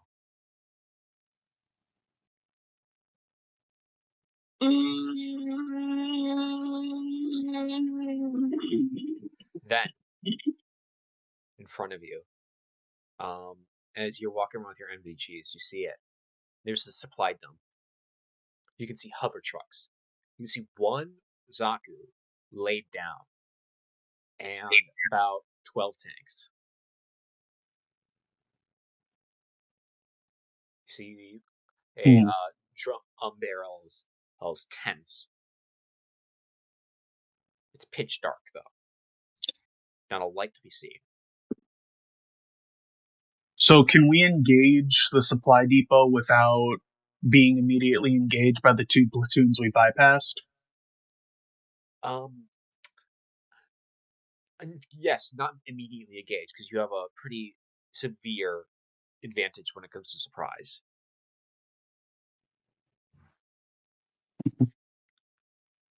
I'm going to... where is, like, Philippe close to Connie? No, however, you're at the very front, and first squad is point. It's very easy to go, hey, go tell the radio man, such and such, or like get Lieutenant Philippe up here. Yeah, I'm gonna motion to one of the members of the first squad. Get the lieutenant. Just he pats you on the back and starts crawling backwards. Mm-hmm. And I'm gonna set up the ATR and get ready.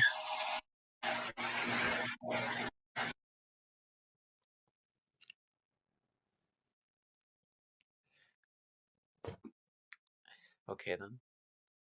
Meyer, some guy comes back to you and he says over to you, Corporal, Connie wants the lieutenant up front.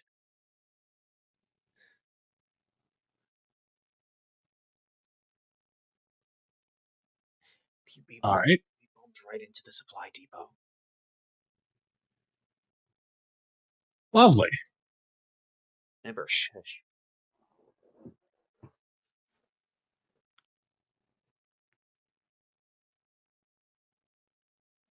I mean, at that point, I'll go back and find the lieutenants and pass on this information on. You get your radio, man.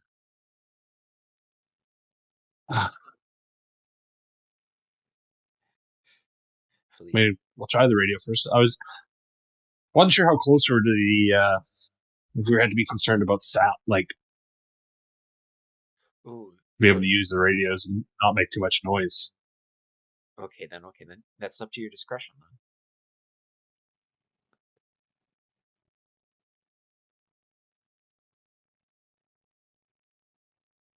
Yeah, I'll just go and try and pass the message along in person. Okay then. Philippe, Corporal Meyer comes over to you.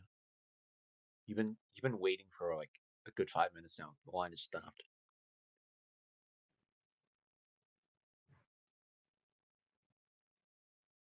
Corporal Meyer Connie has the depot in sight.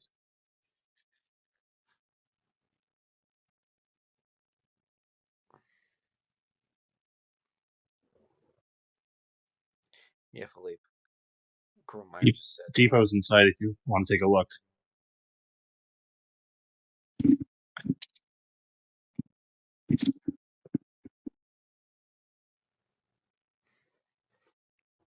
I think my Discord's lagging. It might be. Corporal Meyer. Yeah. Huh? Let me just real quick DC and reconnect because I was hearing you, but it was parts were missing, but it didn't sound like you were cutting out. So I think my Discord got fucky for a second. I'll be right back. So many technical difficulties today. I don't know why. Of course, Murphy's Law continues to fuck me. Okay. Nope. I got what's happening. Someone's come back to inform me of something. Yeah, Meyer came up to you in person. The line has been stopped for 5 minutes. He crawls up to you, and then he says, Connie has the depot in sight. You might want to take a look. All right. Philippe will head up front, following the corporal.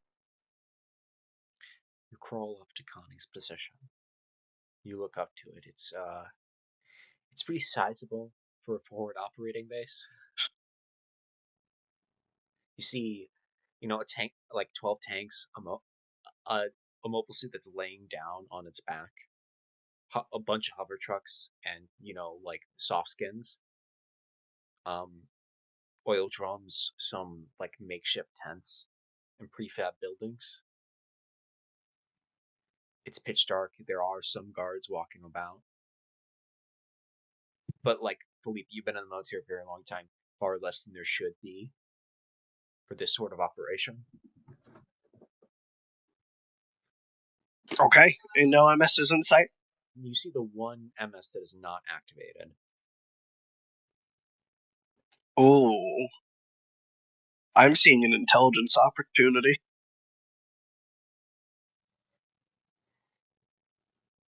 I'm seeing a very, very dumb intelligence opportunity.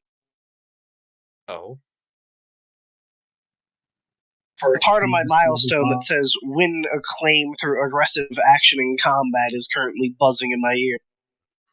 You're First just tenant. What do you think? seeing, Philippe is just thinking of that. I want that Hero of the Federation medal. Yeah, Connie's gonna look over to Philippe.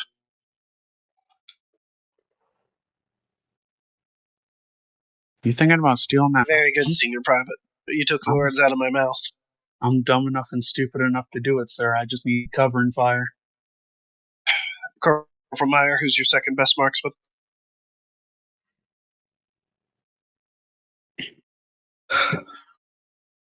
That's a great question.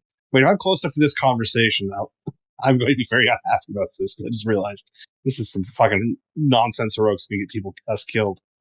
Come on, who is my second best marksman?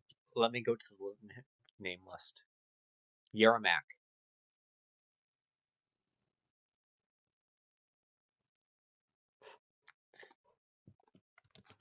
Has Connie interacted with this guy enough before to trust him with his AMR? One moment. I'm typing out the name so you know how it's spelled. Yes, this is Yermak. first squad person in charge of the squad's LNG. Philippe will look at Kenny and go, Senior Private, are you sincerely volunteering to make a run for that MS if we begin this assault? Because I'm not going to order anyone to do this. It is, frankly, borderline suicide.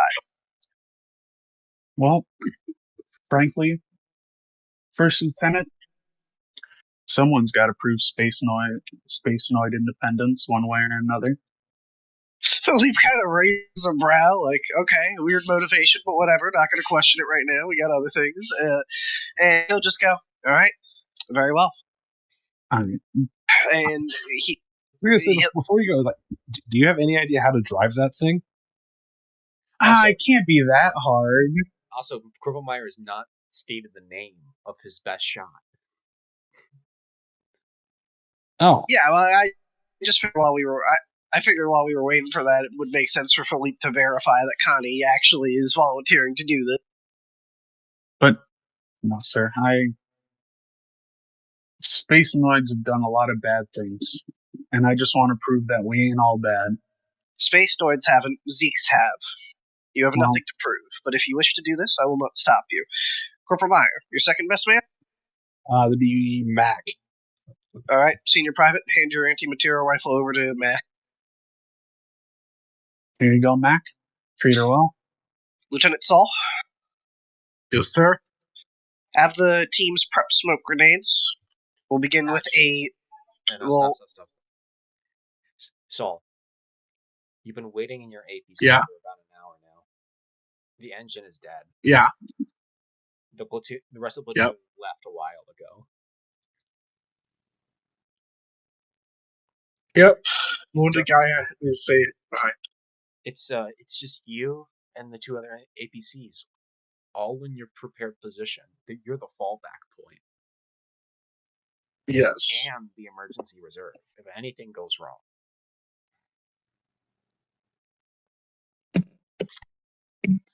How are you feeling? It's that's all you have to really occupy you is your thoughts. He trusts them. He isn't aware that they're currently thinking about stealing Izaku. He's thinking a little bit about... Well, this is probably one of the best places, best fronts on Earth to be at. He's thinking about all his family, who are in the military all across the Federation on Earth. He's thinking about North America, how that's going in particular. Yeah, North America's going real fucking bad. You heard they just took New York. Yeah. Which is to say, they've gone from coast to coast. Which means they've already crossed Cheyenne, which was his original home base. Yeah, it's any sobering thoughts about this? He's generally a cheery, optimistic guy, and the deepest part of his heart he believes that the guys back home, they made it out. His brain, however, he's not the dumbest himbo. Does kind of ring the bell of they don't have what we have here. There's a good chance they're all dead. There's a good chance that my family, a lot of my family members across the world might be dead right now. Like how hearing news about what's going on the moon has him worried about his girlfriend. So he's kind of sitting here in the APC thinking about all the people he's cared about. They're within Xeon's grasp, and he's like the only one who is just outside of it. So it's hard to be optimistic like that, but he's trying.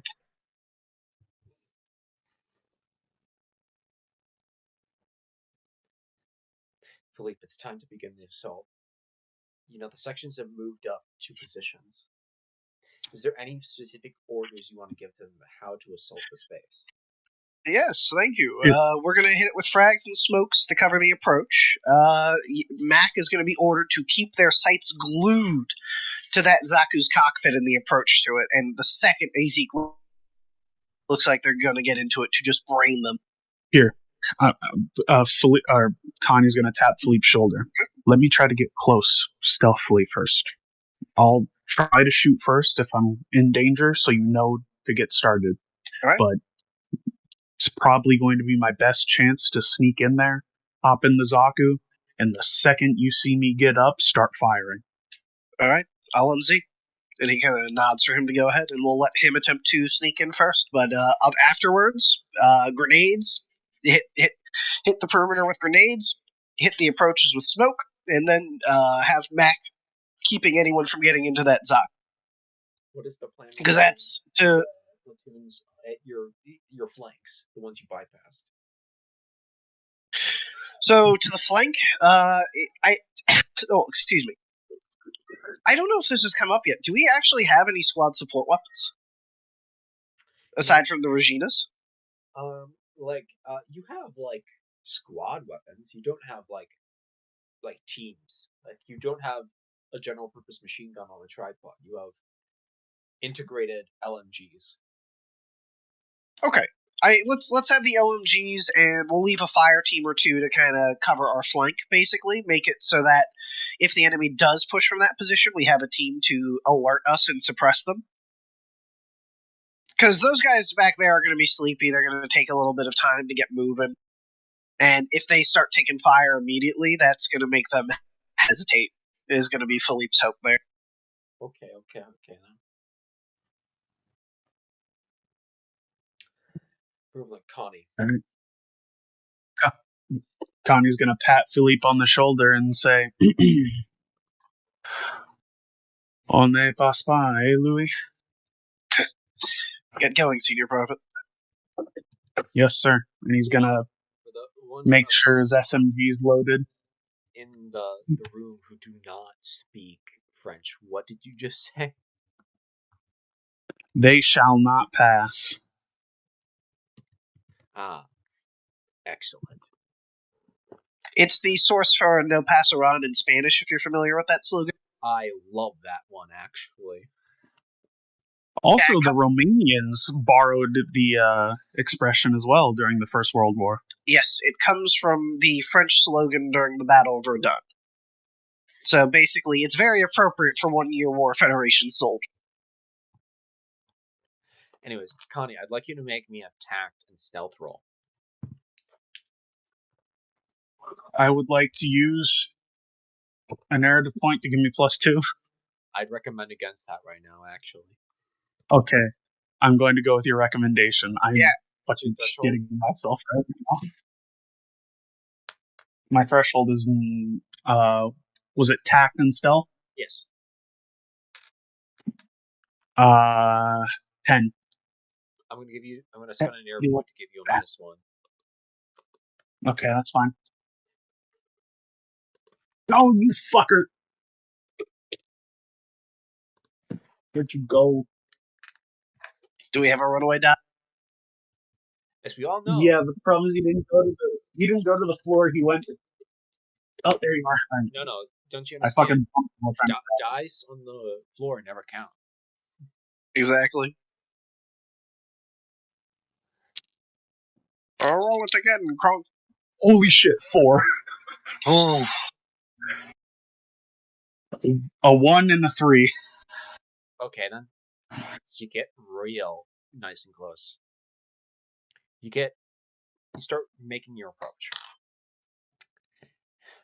You're about 50 meters from where you see a guard walk right in front of you. I'm just going to another narrative. They stop.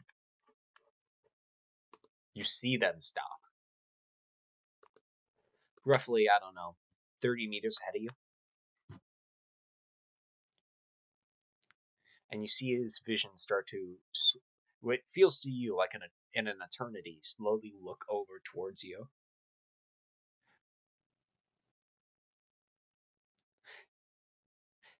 Shit!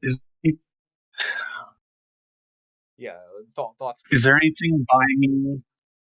Is there anything by me that I could throw the other direction to distract him? No, what's your... Or is there... Okay.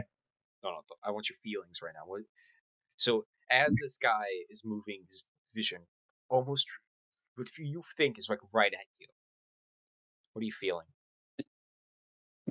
Ani's super tense. He's crouched low. Every limb is close to his body. And he's shaking while he's bringing up the SMG and getting him in his sights. But he's holding his fire because if he shoots...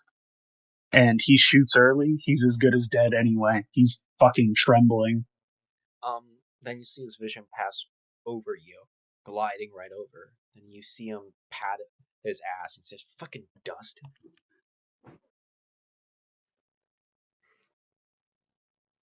Connie lets out a silent sigh of relief and lowers his SMG.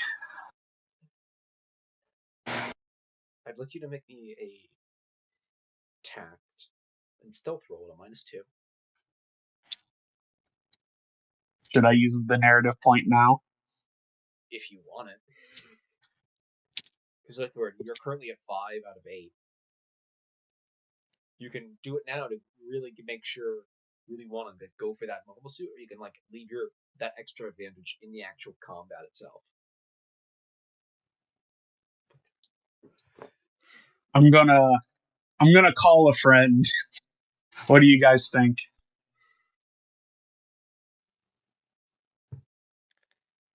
At the end of the day, we are trusting you with the stealth mission, so I would say do what you feel is necessary to make it work as best as you can, as long as we have at least one narrative point remaining.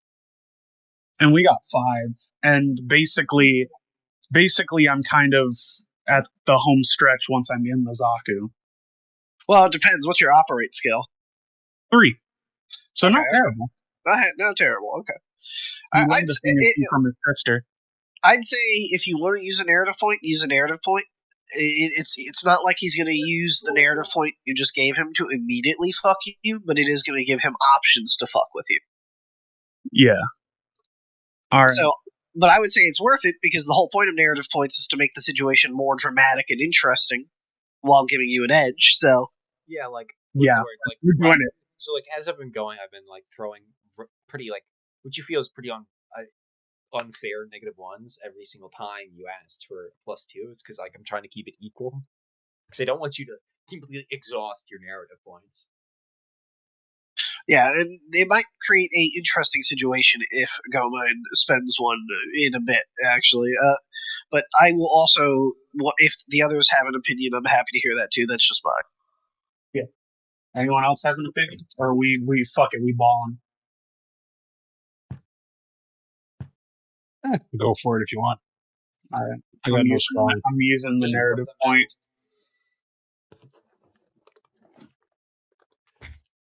Hey, Frapp, I hope you're excited for us to do a bayonet charge tonight. Excited is not the word I would use. Right. So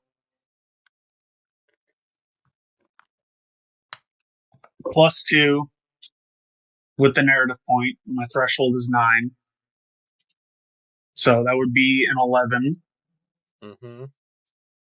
And my result was 9. So it's 3 degrees of success.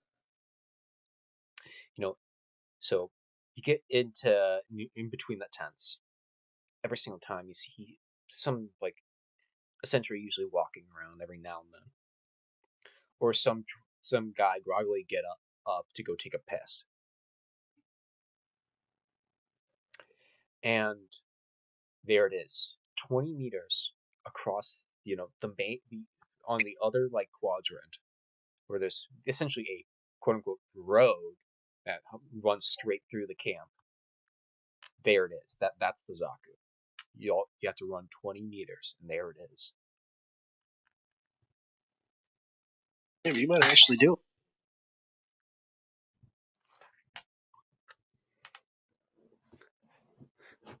it. I'm right. I'm gonna try it, and I'm gonna stop you for right there. so there's no lights. Oh shit, Philippe, I believe you had an order to give everyone regarding the attack. Yeah, just fix bayonets, because we're gonna be in close. Philippe, Meyer. Yes, come on. You hear, as everyone's crouched down, laying down on the ground, you hear the noise of the unsheathing bayonets and the clicks of them attaching to the rifles. Philippe fixes his own with a click and kind of nods to Meyer. What's the expression on Meyer's face? I can imagine a happy one. It's dark, right? That's unhappy in the extreme. Meyer's trying to make his face melt into the dark. Pretty much. Just, yeah. He busies himself attached to the bayonet while questioning the choices he's made that's ending up in this place. Hey, think of it like this. If the funniest part is, if we didn't have those extra NVGs, Philippe would never risk this because we wouldn't have enough guys able to see. Oh, God. Please never tell Meyer that. Some things are better left unknown. I mean, Philippe has no reason to ever bring it up, is the funny thing. Yeah.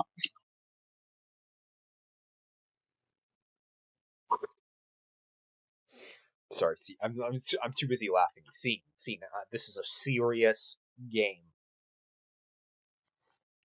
yeah, they're laughing at each other's expression. Connie's literally fucking shitting himself, pretty much. Shitting bricks. Speaking of Philippe's... shitting bricks,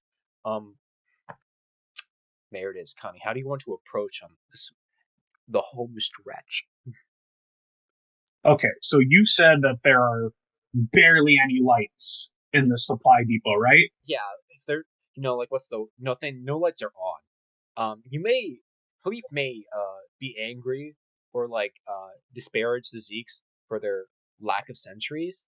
However, their light discipline is very good. So this 20 meters, Yep. and you said there's a road. There's this is essentially the center of the supply camp, and there's roads going. Yeah, imagine this. So the camp is a big square almost, and there is about a 10-meter road that runs as a cross between it. You need to get to one quadrant to the other to get to the Zaku. And it's dark enough that it's remember, the moon is out and it is shining. It's but someone could see you running up to the Zaku. But could they identify me positively? Would that pause of, hey, there's a guy running towards that Zaku, but could it be the pilot who got an emergency order to sortie? What's the word? They will not immediately know that you are a Federation soldier, but they can see you. It is possible to see someone. If you're as close as you are, you definitely could do it.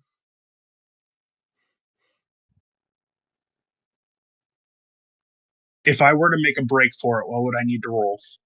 That would be grit and athletics. That's not going to work. I got a 2 in grit and a 4 in athletics. I'm going to continue sneaking.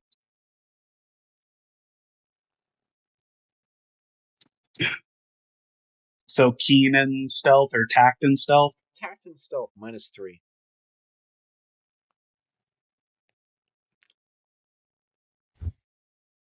Ooh.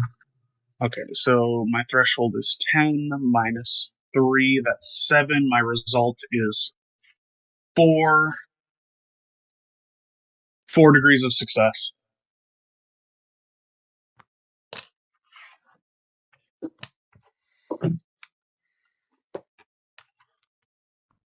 I'm going to spend a narrative point. I don't like that. You get up to the Zaku. You're right in front of the cockpit. What do you do? I'm going to look around for the cockpit release latch. You find it. I'm going to do a quick look around, see if there's anyone close enough to...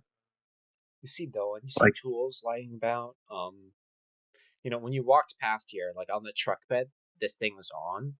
There's guys sleeping in the truck. Well, they're not going to be able to stop me. No, they won't.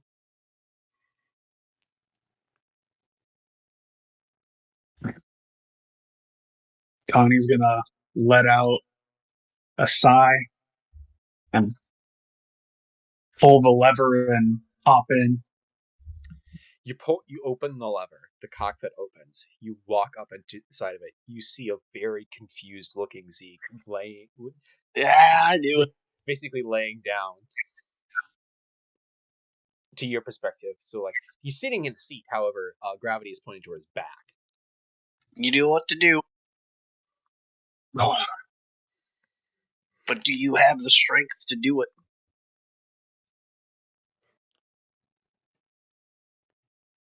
Yeah, Connie. What do? 1, 2, 3. No, don't give me this 1, 2, 3 shit. 5, Oh, fuck. 6, Oh, 7. Yeah, what do? Oh, fuck. Decide fast. You have 1 second. Oh my god. Do it. You see the Connie's gonna start to go for his pistol. Connie's gonna just sling the SMG up and fire a burst right at him at basically point blank range. Yeah, Connie. Yeah, it's like. Okay, then Connie, I'd like you to make me poison firearms with +3. Poison firearms. I was debating whether to whip out the knife and get him and do it quietly, but you've kind of forced my hand. Yeah, because like Frep will tell you, like, if you don't make a decision, I just assume you haven't you've chosen not to make one. Yep. All right. That's a 5. My keen is 5, and my firearms is 5 +3, 13. So resounding success, to say the very least. How much? All right. 5. Oh no, not 45. Result. The actual 5. number is important in this scenario. 9 degrees of success. 9 degrees of success. You're not within the threshold where this guy trying to shoot back at you, it can actually pull it off. You pull the trigger first, and you hose this guy. Philippe, you hear about 9 rounds go off. All right. Philippe just stands up. Well, not fully stand. You know what I mean. He gets up and he waves his hand and says, "Allons-y," which is "let's go" in French for those who don't know. I'm assuming Mac saw the whole thing because he was trained on the Zaku cockpit. Yes. And let us begin.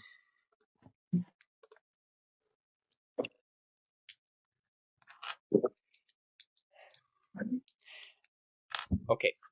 I'm just thinking of the point of view character. Philippe, hey, you start to get up. Your teams start to get up.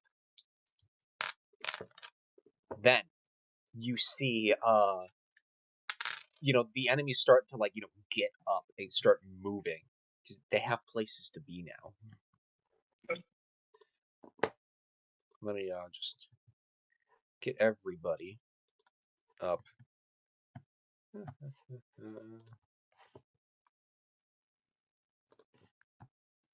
Sorry, there's a lot. This whole infantry thing means there's a lot of fucking units.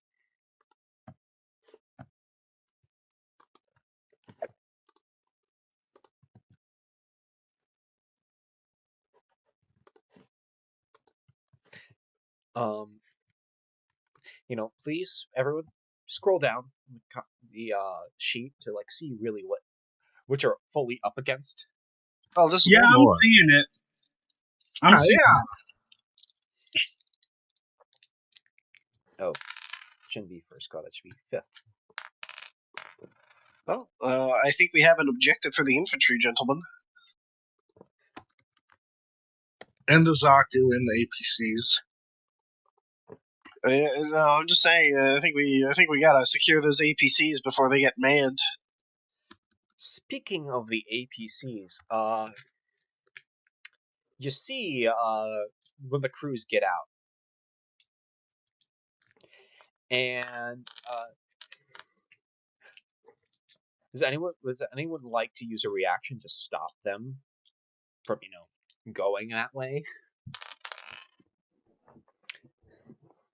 Honestly, could we just reaction have our anti-material guy put a round through the block of the one they're going to? Sure.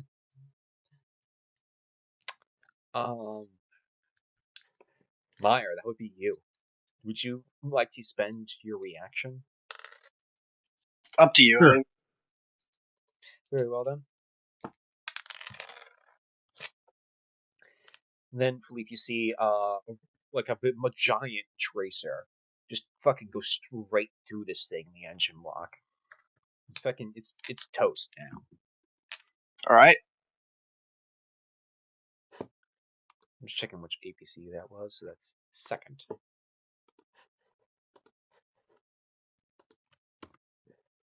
We don't see the tanks yet. Oh no, the tanks are just around. You saw them a while ago. You see. Oh, okay, cool. I remember there's lots of vehicles parked. There's not lots of vehicles. Yeah. Oh, awesome. That's what I was verifying. 3 tanks suddenly going active would be very bad for us in this situation. It would be very bad for me. No, you're in the Zaku now. You'll be fine. Don't forget. I don't know, man. Don't forget, you can use narrative points to break initiative and just go right then and there. That is an option. Well, whose initiative is it? Huh? It's currently whose initiative is it? 8th Zeke squad. Okay. I think we need to break initiative, guys, so that we can get in here and start doing the shit we need to do. So I rolled a 9. I needed a 7. Behind you, Philippe. You can't see this, but the Zeeks are starting to wake up, but they're not sure what's going on yet. Thank God that gambles. Let's do this again. Nope. Same with 7th. 6th.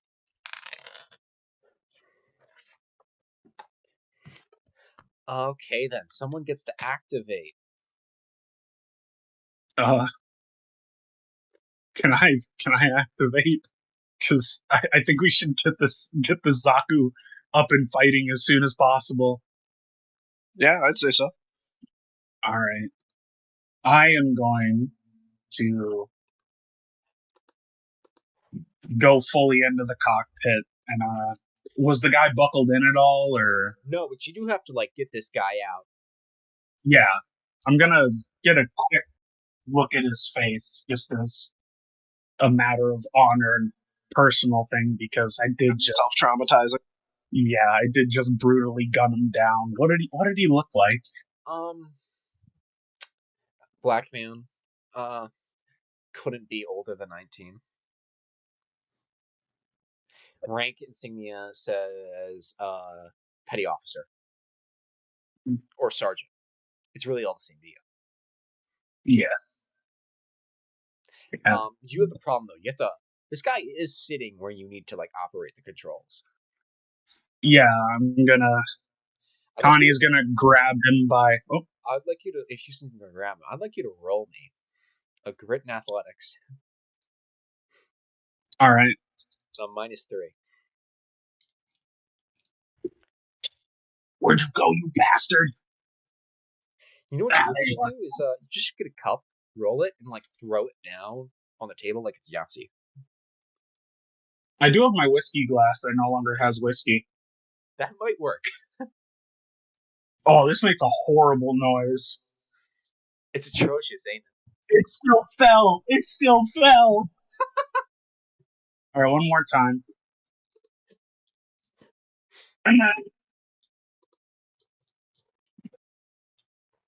All right, so guess what? What? Snake Eyes. You chuck this asshole out. I wouldn't put it like that. Connie wishes he could treat his body with a little bit more respect, and he just softly utters, sorry.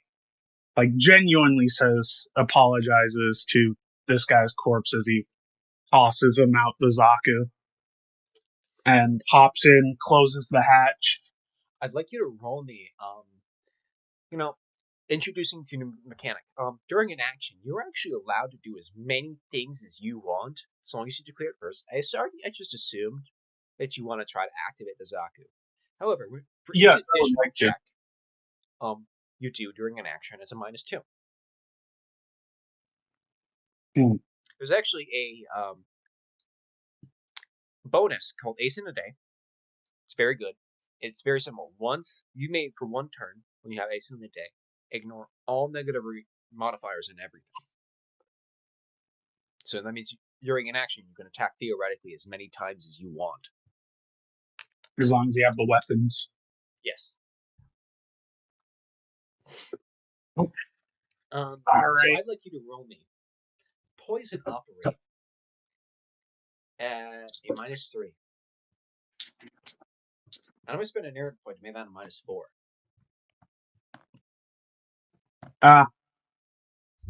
Darn. Yeah, my threshold unmodified would have been 6. 6. So 4 minus 6, that's 2. Wait.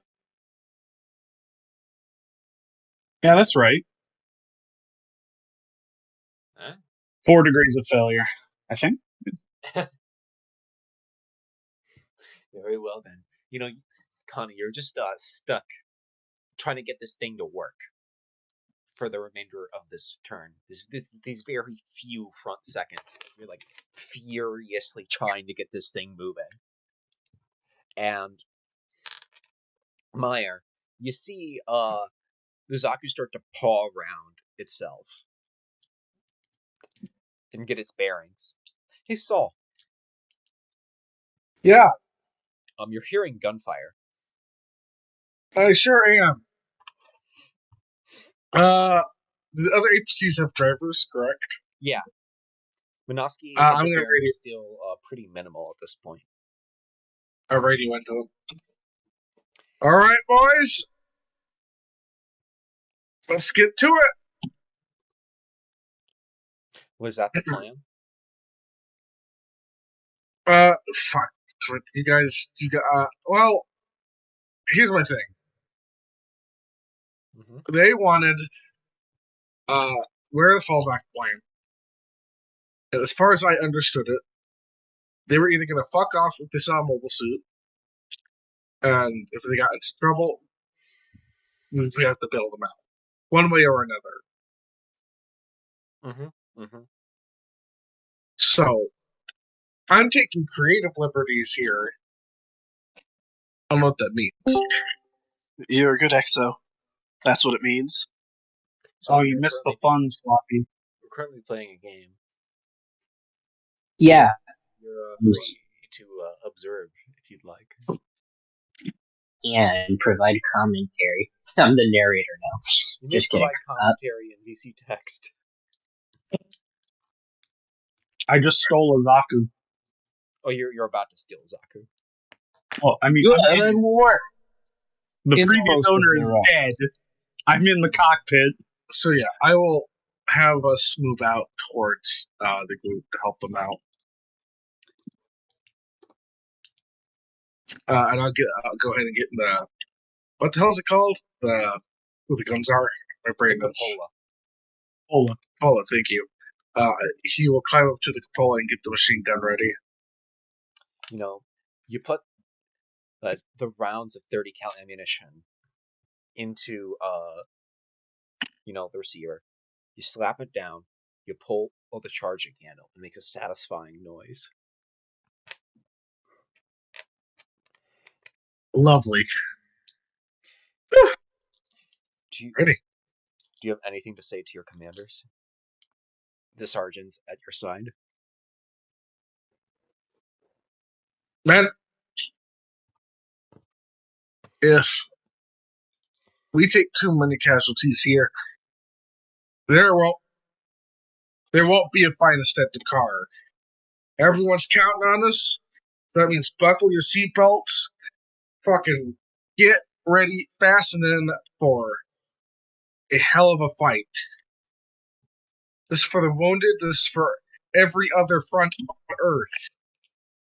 With me?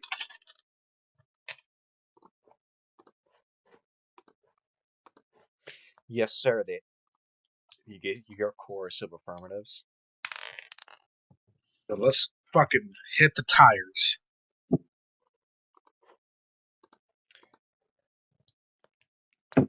Philippe, you at first squad. You notice from your back left flank, one of the squads getting ready, and you're receiving shots. I'd like you to roll me. Would you like to what's the word? Do any sort of reaction, like go for cover, or do you just want to assume that they can't hit you? I'm going to assume they can't hit me right now. British officers may not duck, but I'm a French officer on the offensive, so we're going forward. So yeah, I'm not hitting the deck or anything, right? Very well, then your squad just sticks it. They tough it out as the rounds fly around them. You hear them hit the dirt near you, but you don't hear any screams from your guys. Oof, did they shoot their own guys? Yikes. No. It's like they just missed you. Oh, okay, good. I thought they were screaming, but not from my guys, so I was like, oh, okay. And, they're firing back at these Zeeks. And you hear, or some pained utterances as, people are starting to finally get wounded. Hide.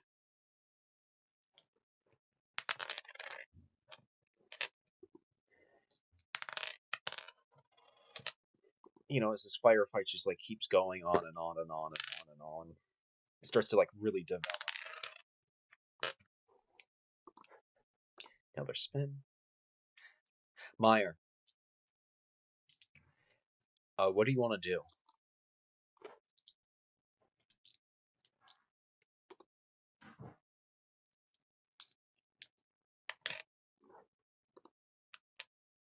Frep?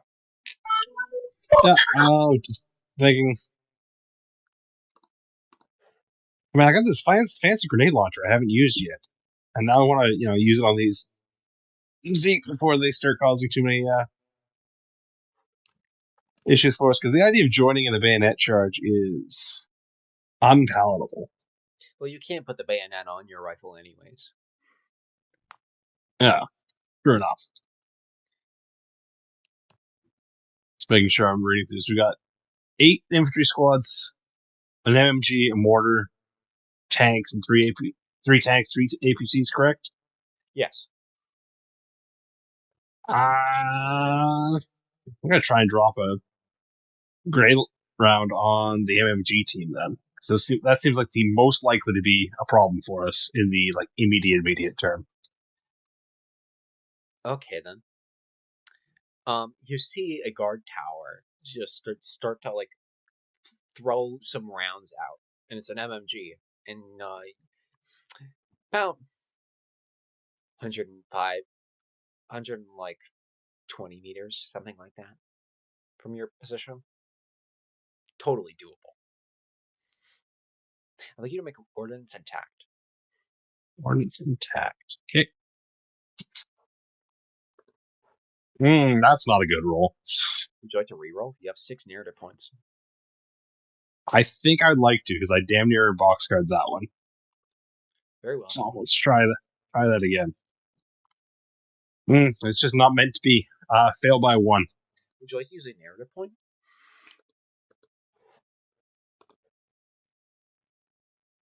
It feels greedy at this point to burn 2 of them, but I suppose it is worth putting a round into this thing. What do folks think?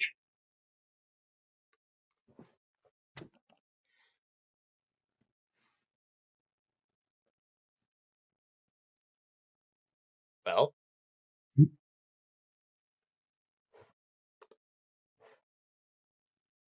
Perry, thoughts? Sorry, brain went bloop for a second. Could you repeat a summary?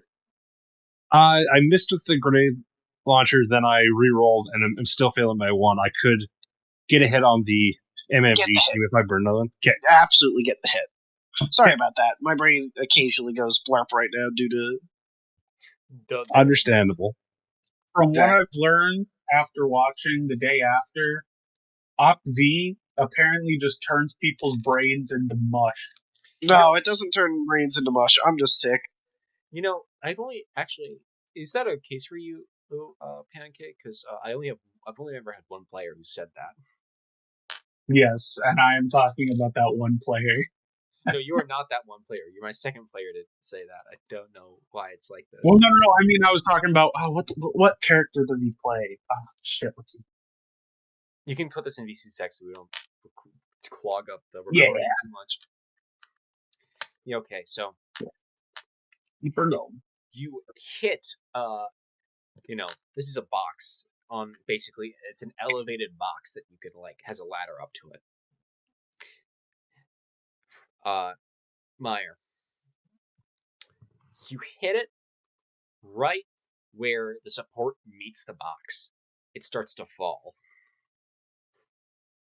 That seems unoptimal for the guys inside that.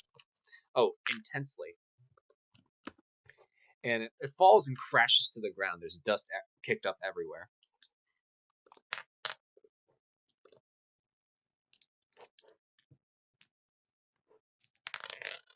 Excellent. Well, screw those guys. Philippe. Yes. You see another team go for one of the APCs. Excellent. How do they do? And it's an enemy. Oh, not excellent. I don't want them to do that.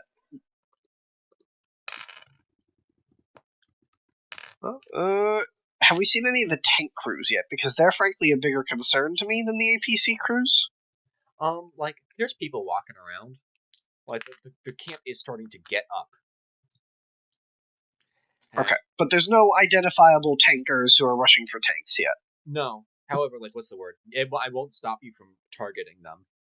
I just won't tell you which in, the bunch of the people inside the camp is who.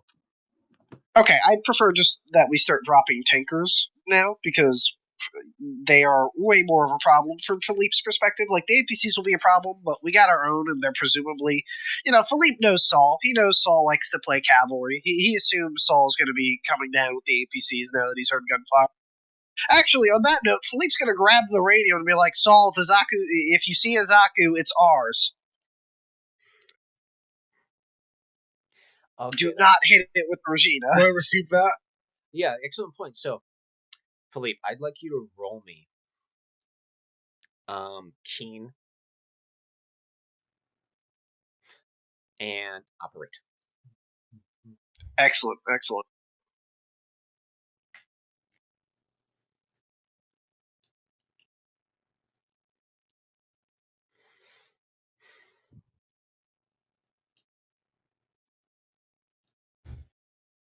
All right, I rolled a 5 under 8.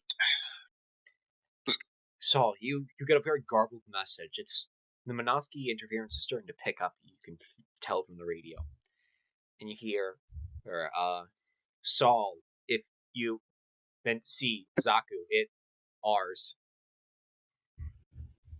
Interpret that as you will. My God, they stole a goddamn Zaku.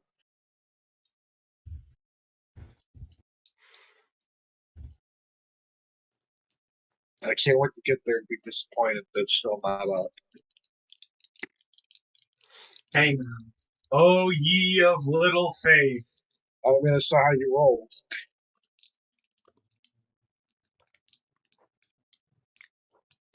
That's one of our friendly NPCs. I'm just assuming it's going with Saul. Okay, then. Rekka was up.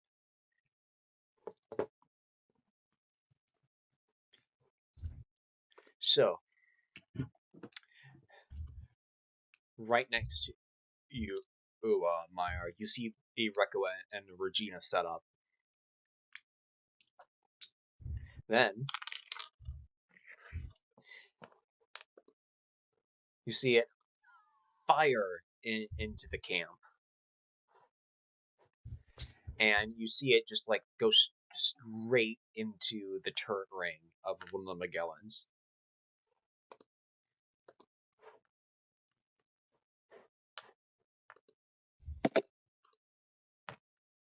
Excellent. Making a combat inoperable.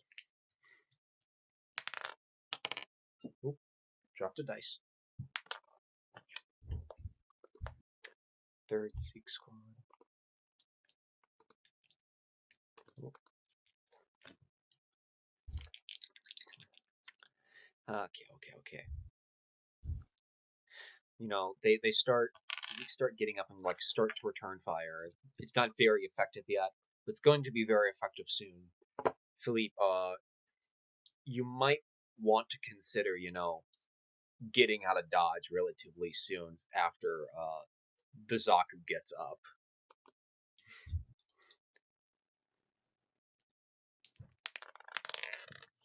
Because, Philippe, you've been pulled. It's now your turn. All right. More of the base is starting to get up.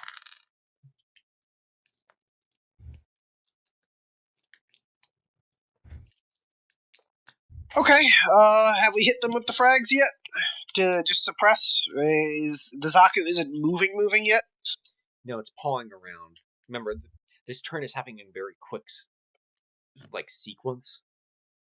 Yeah, I know. There's just a lot more actors than normal, so to speak. So it's amount of actors.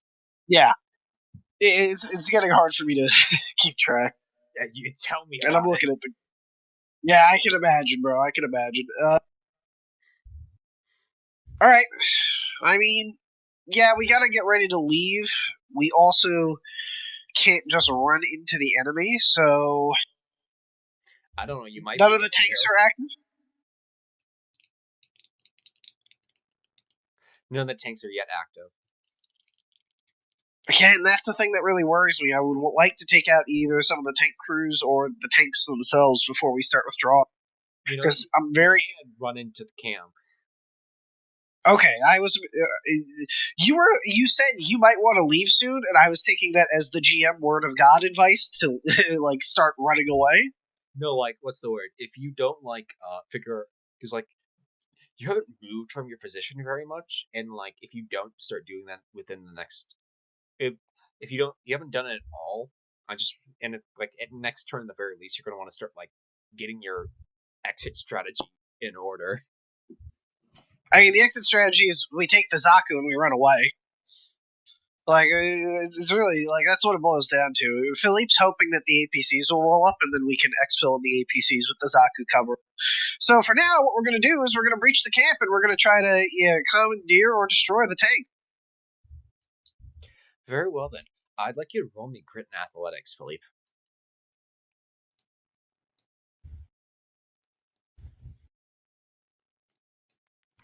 That is 3 under 7. 3 under 7. You and your team are making great 5 6. Great, absolutely fantastic time. You're booking it across as you're leading first squad. You get into the camp. It's fucking chaos. You're basically running people down, gunning and stabbing as you go. Philippe's just consistently signaling, keeping his team on him. We're pushing these tanks, and we're gonna try to disable them so they can't pursue. Unless anyone here happens to know how to fucking pilot a Magellan tank, but even with my 5 operate, I feel like that's a stretch. Yeah, you pass by this tank.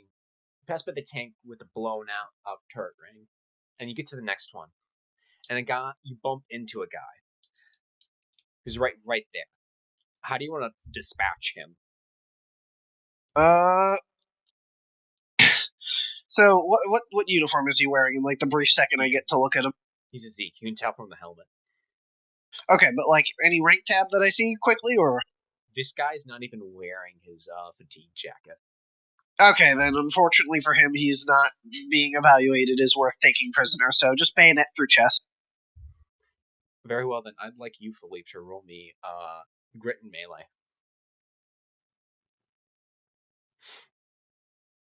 That is 7 over 6, so I'm going to just spend the 1 narrative point to turn that into 1 success. 1 success. Very, very well done. Although I will say that's only 1 damage, and that probably will not kill this guy. Will it at least put him down? Or? No, not at all. It will be a glance Jeez. blow. You could do the reroll instead. Okay. Yeah, I guess I'll reroll. Yeah, that was even worse. You thrust the bayonet at this guy, and he swipes it aside, you narrowly missing this guy's head. And now he's holding on to the rifle, trying to push you.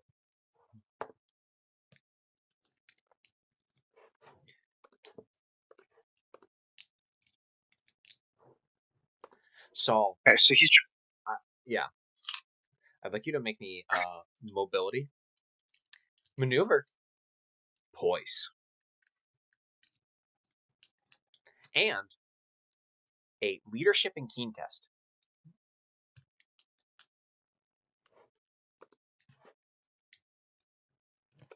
Who? Saul. Oh, okay, cool. Making sure you said my name. Keen is 4. My leadership is 30. That is a total of math sorry. So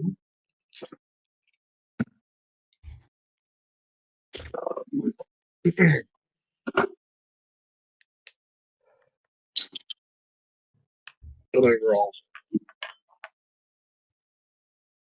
I meet it. 1 success. 1 success. Is that for the mobility test? No, that is not. That's for the leadership test? Yes. Very well then. The 2 APCs, Femme Patel and Lunchbox, are following right behind you. You've kept good formation and good order. You'll arrive all at the same time. Okay. And the mobility test was what? Then I'd like you to make me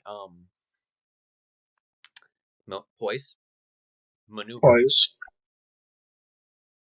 maneuver, 3, 4, and then mobility.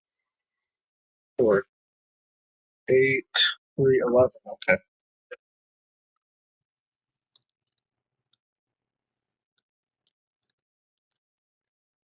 I also meet it. 1 success. 1 success. You get there. You can see them. For roughly 500 meters, there's a firefight going on in front of you. See.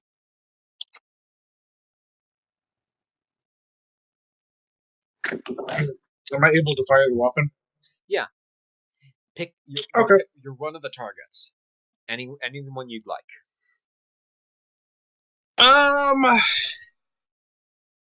Ooh, there's a lot of infantry. And the less infantry there is, the more we can just focus on the. That's it. Can I see the mortar team? You get target the mortar team. Yes. Yeah, no, fuck those guys and their equipment.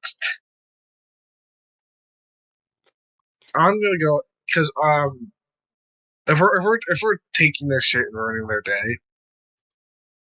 unironically making sure that equipment isn't there anymore is a big thing. I think. Okay. I'm gonna use one of my ATGMs for this because I don't want them to be able to recover the mortar. Is that okay? Sure. Okay. What is that? Systems, ordnance. The systems, ordnance, police. Okay. 3, 4, 7, 10. Okay.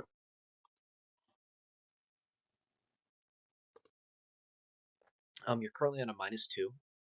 Actually, no, you're not because you use the long range weapon. You use the machine gun. Never mind. Yeah, no, this is HGM.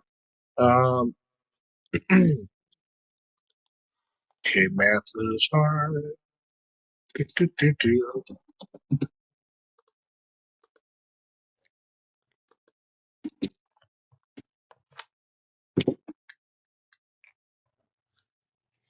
Are you guys okay if I use a narrative reroll? Go ahead. Do it. Oh, really bad. Oh my god, that's so much better.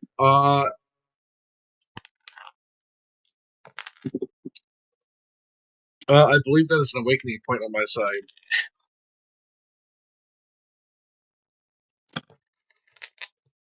Hell yeah. We are looking at 7 successes. You fucking annihilate these guys. Also, if it's an awakening point, it's not 7 successes. It's a critical success. Oh, okay. Then, yeah, no, we just fucking... I want that mortar gone. Fucking, nah. You throw an ATGM into the mortar pit that you see. And, it hits, and you see the explosion. You know, ATGMs, they're basically heat rounds that you can guide. Yeah. You know, they're not purposely designed HE rounds. However, they can still be that if you need them to be. Oh yeah, absolutely. And when you're attacking something like, I don't know, the ordnance stockpile, that goes up pretty quick. I think that I'll pass my turn then. Yep, next to you see the lunchbox, which is like basically following your lead, and the femme fatale just like opening up with their 30s. And like, you know, ripping into the trench line, like to Philippe's like back left.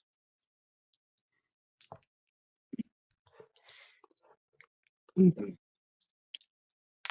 All right. Not bad, not bad. Making some headway. So I'm just rolling to see if people do get to activate.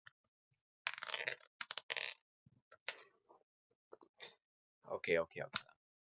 See who has not come.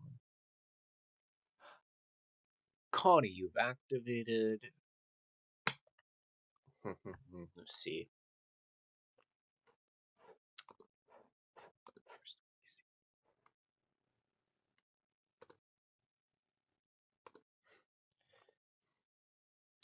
Philippe. Yeah. You know, as you're having this struggle, you see another you see one of the crews going for the half track. They get inside, and they start to hose down your guys. You're at one frame. You see you have 10 guys with you roughly, not including yourself, and you see 5 of them go down.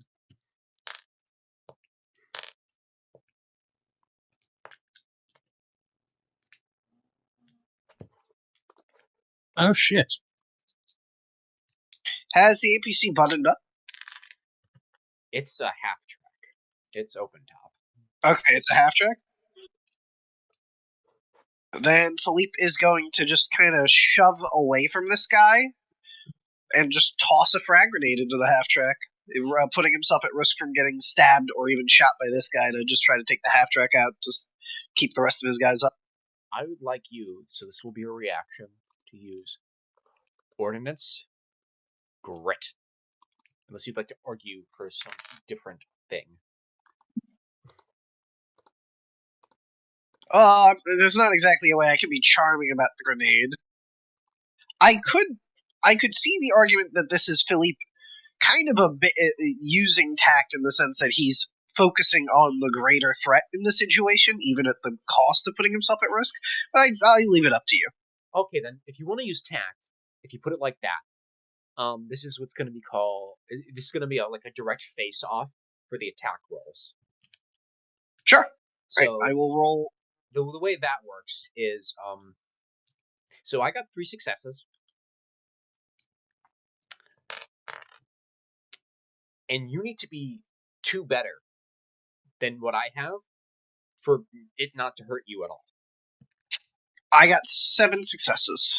You chuck a grenade right inside this guy's command, hatch, the open top part. You blow these 2 poor bastards to fucking smithereens. You can see them keeling over in agony after they've been pulverized by a grenade.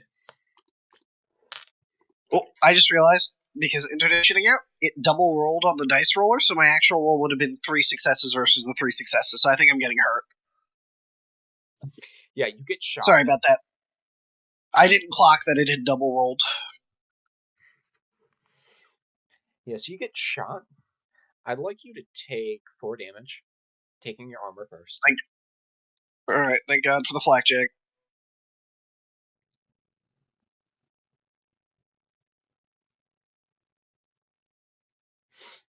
I assume I'm knocked on my ass? No, you feel wobbly, like you've been struck by lightning. That's your approximate feeling. Well, at least I saved my team.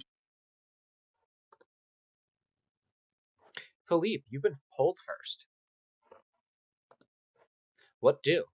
Alright. Unless Connie would like to spend a narrative point to an initiative break to try to get this fucking Zaku moving. I would actually like to give Connie an order. Very well then, Philippe. And so Philippe is going to quickly signal at Connie with hand gestures, just get the fuck up quickly, we gotta go.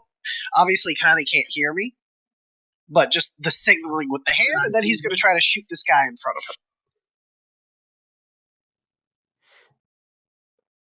Sorry, man. Philippe, I'd like you to roll me a leadership and charm test. Alright.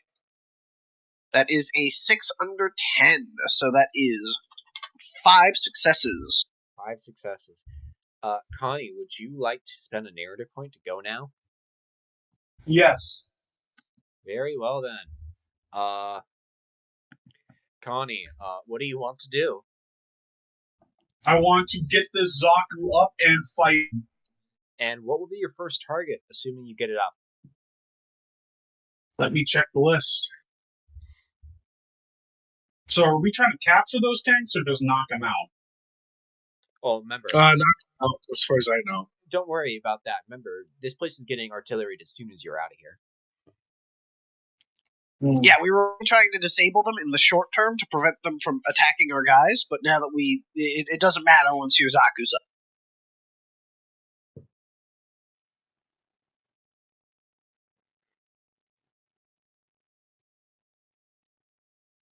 I guess I'll go after the 6th Zeke squad. Okay, then. Connie, I would like you to make me a gain and operate test and a 0 modifier. All right, gain and operate. Because it was originally -3, and now it's nothing, because Philippe is giving you a +3. The power of a leadership role. Yes. All right. Threshold 8, results 5. That's 4 successes. You get it. Oh, thank Christ. Meyer, Saul, Connie, Philippe, you see the lumbering beast get up, and it takes a thunderous step. You literally feel the earth shake as it stands up. Connie, you see. As it reaches the apex of its stand, the mono eye flashes on. Connie, you do not have a weapon except for the mobile suit itself. Can I do a quick look around? Because obviously, if they're supplying a mobile suit, there has to be mobile suit weapons around somewhere. I'll take anything. Under tarps, so you have, you can literally just hit something with the mobile suit. You could start stepping on people.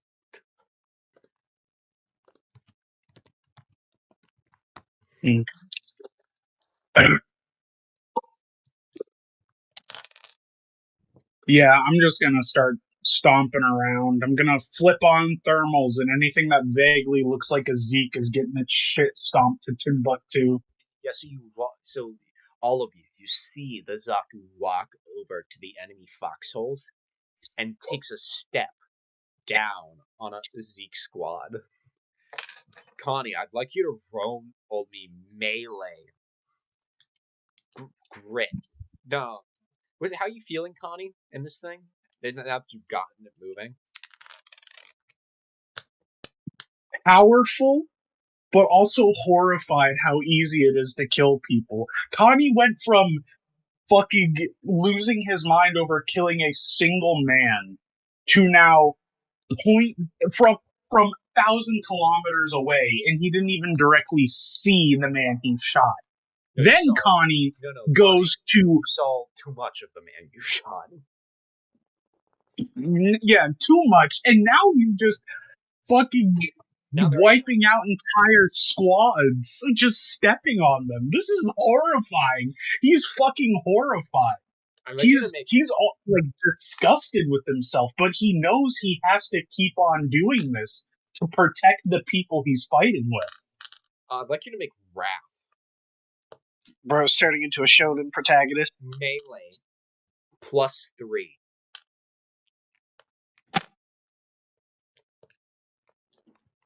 I think there's something up with these dice. I rolled snake eyes again. It's a 3d6. Oh, 3d6? Oh yeah, you forgot reactor. Fuck, which is a 3 since you're in a Zaku. Just roll the extra dice. You can't possibly fuck up this roll. I feel that'd be extremely unlikely. The highest thing you can get is an 8. Yeah, I got another 3. Or not another 3, I got a 3. So 2 1s and a 3. That's 5. Which is very good. Yeah, 5. How many successes is that? Let's see. So Wrath and Melee? Wrath, Melee, React. And then so that's 9 and 5. Yeah, 9 and 5, so 5 degrees of success. Meyer, you have the misfortune of hearing, the sudden stomp, and then just the gunfire stopping in one area. You just see it.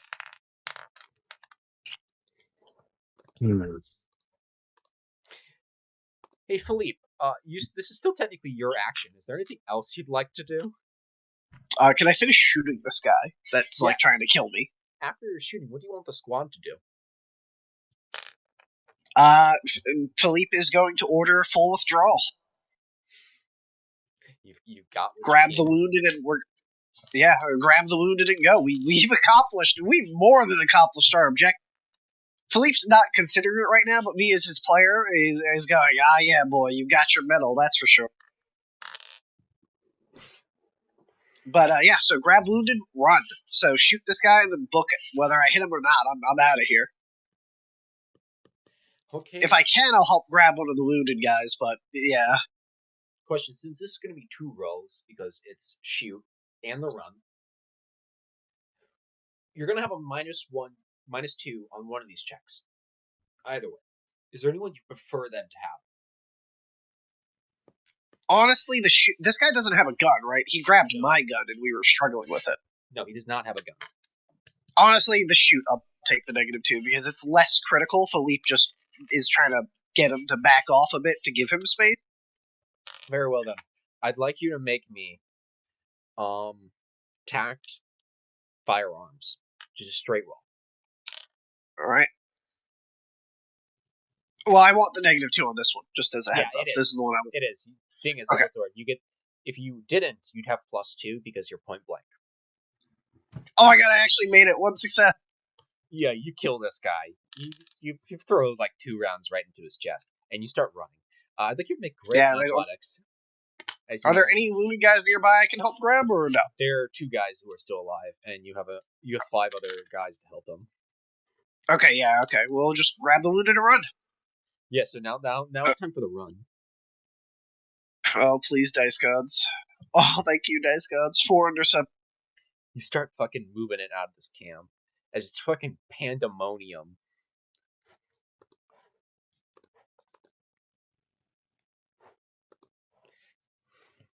Myra, you hear Boz Bingle's voice yell out, "Time to leave!" As he starts to move back towards the APCs.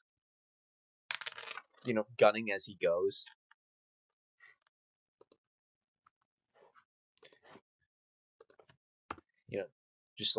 Just absolutely suppressing your left flank. You try to really cut a path.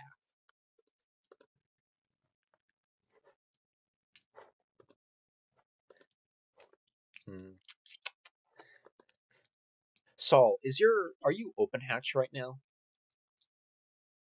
If I'm using the machine gun, would I be? Yes. Unless you not want to be the machine gun. No, I'm no, because use the ATMG less time, so no, it's not open. Very well. That was actually a good question because it made me remember where the fuck I am. I'm back. Hello. Another spin. Second is pulled. Meyer. Yep. Rounds to come towards you and your squad. Do you want to do something now? Any sort of reaction?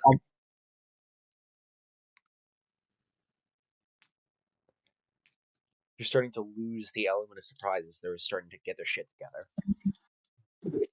I guess in that case, I'll probably just switch to trying to pump out smoke grenade rounds as much as possible to cover our retreat.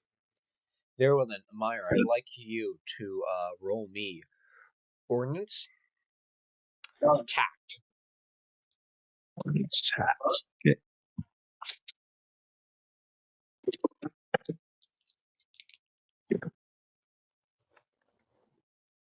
That is 3 success, I believe. 3 success. Yeah. I'm gonna mark this right next to you, which is everyone is a -2 to hit because you are now smoked up. It's a 5.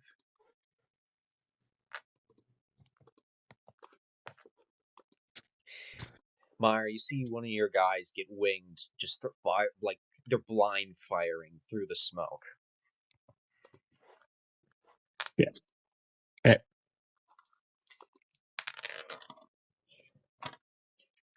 The same aim happens to Boz's team. As you get fucking moving.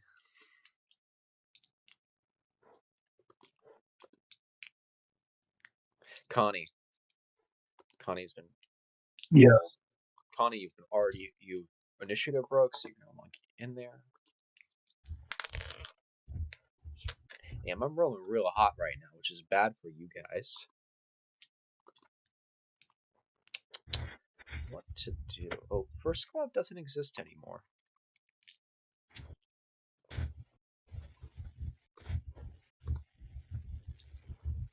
Seventh exists? Seventh still exists. Philippe, as you're running out, rounds come towards you. You're being suppressed.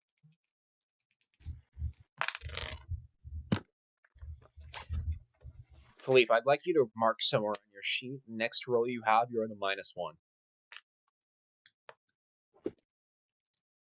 Understood.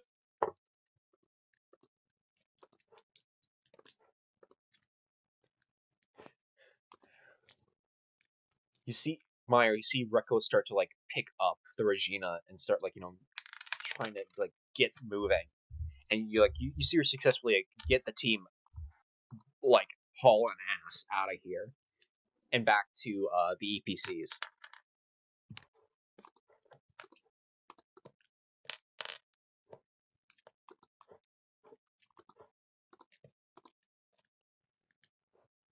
Not gonna lie, I feel like I'd be very tempted to leave that goddamn thing behind at this point, but it's not my job to carry it, I guess. It's only your friend.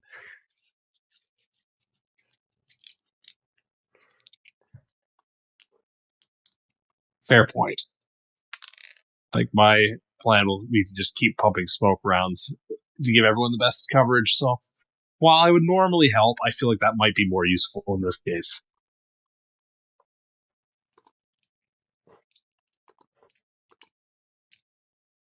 Who dropped? Oh, It wasn't me for one. Swappy left. Who was it? The lunchbox opens up. Just, like, giving covering fire. As, you could see the tracer are just, like, really hit hard into the left flank.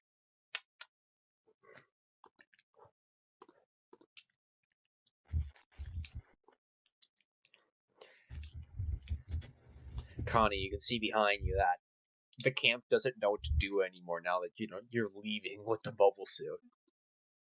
They hadn't even considered this. Saul, if Connie was a... Saul, you've been told that. Connie, you may continue describing how you feel. If Connie were a more... or a less caring and more martially inclined person, he would probably smugly wave with the Zaku at them, but he's just gonna... Are we, like, kind of out of the danger zone now? You just need to get the squads moving. So, like, as long as Philippe's squad, which is at the tail end, can really, like, get out, you're golden. Connie is gonna hang back and shield the squad with the Zaku. Okay then. Saul, what are you gonna do now? Well, I can't help but notice they only have 2 APCs left, but a fuck ton of infantry. Remember, for first platoon, which is the first set, is almost wiped out, and that's this. Yeah. I think what I'm going to do, if you would allow it, I'm going to have the APC double time to pick them up. Is that okay? Sure, you may make a leadership and keen test. 4, 3... And you may do something else additionally in front of it, because that's you giving an order.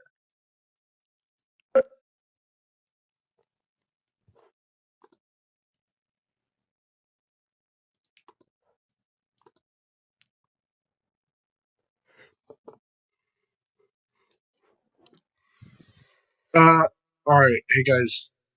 Is Kev a reroll? We have the one narrative. Yeah. I rolled real fucking bad. You currently have no narrative points if you're going to reroll. Fellow players, how do we feel? So I'm trying to save Philippe and what's left of the first squad. I'd say go for it. Okay. That's significantly better.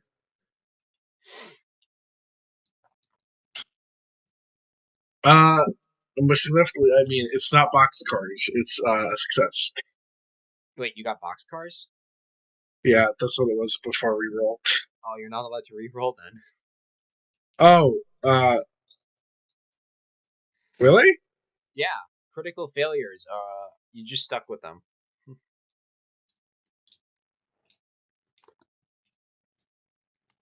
Unless you have a bonus that says you're allowed to reroll something. No, I don't. Well, that's so that's your order, correct? Yeah. So you yell at Mickey to do what exactly? I'm basically telling him to get in further in so we can pick up what's up to first squad, first company.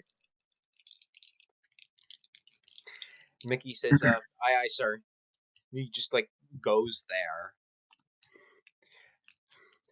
Philippe, you notice Mickey, the femme fatale APC, drive up straight next to you. They can't actually stop them. However, there's one problem. The firefight is so thick that you'd be in pretty serious danger trying to actually get in the APC as things are right now.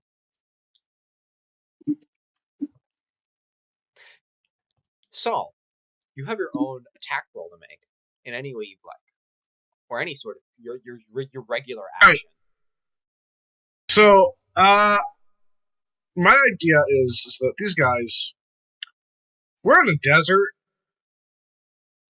and marching a bunch of guys across the desert sucks. Mm-hmm. I'm going to fire an ATGM at one of those APCs, specifically the one with the gun. Is that okay? You can't do that. However, I will say this: that will not help the escape in any way. This is true. Who seems to be up on first squad actually? First Federation squad, with Philippe. Yeah, who is attacking them up in front? No one's attacking them. It's just the firefight is so thick that they cannot get to Mickey's APC without endangering themselves severely. I see. Who seems out of all the Zeeks? Who seems the most active?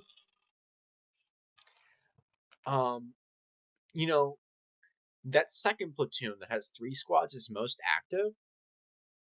However, the first platoon is weak. They're down to half strength. I think I'm going to go and fire at this second Zeke squad here. Very well then. And this is overkill. However, I didn't ask. Also, we're in danger. You could just use your MMG. I would actually give you a negative modifier if you use the ATGM on infantry. Because the target is too fucking small. Fair. Yeah, I'll do that. I'm a little concerned I'm going to get shot again. But, yeah, I'll lift up the thing, and when making an attack against an enemy that has attacked your ally, gain a +1. Would that count for this? Yes, because they have attacked your allies. Alright, cool. Then I'm getting out the machine gun, and I'm getting on that. So what is this? Yep, so you drive forward, or to, gun them down, as you and the APCs, get involved. Okay. So, I'd like you to make me a poise, firearms, systems, plus 2 regularly, but with your bonus, it's +3 in total. Okay, so we're looking at a total of 12. 12? What's your 12 is the threshold. Pretty good. What's your regular? My regular, 9. Okay then. Yeah. That's a really good fucking roll. Hold on. What'd you roll? Not quite critical, but a 2, a 2, and a 1. That ain't bad at all. That's 5. 8 successes. Yeah, you host second squad. They no longer exist. Fucking get off my man. God damn it.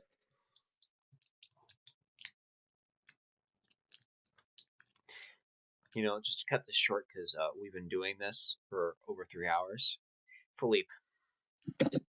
Hello. Connie. Yes. You have to figure out some way to get out of this.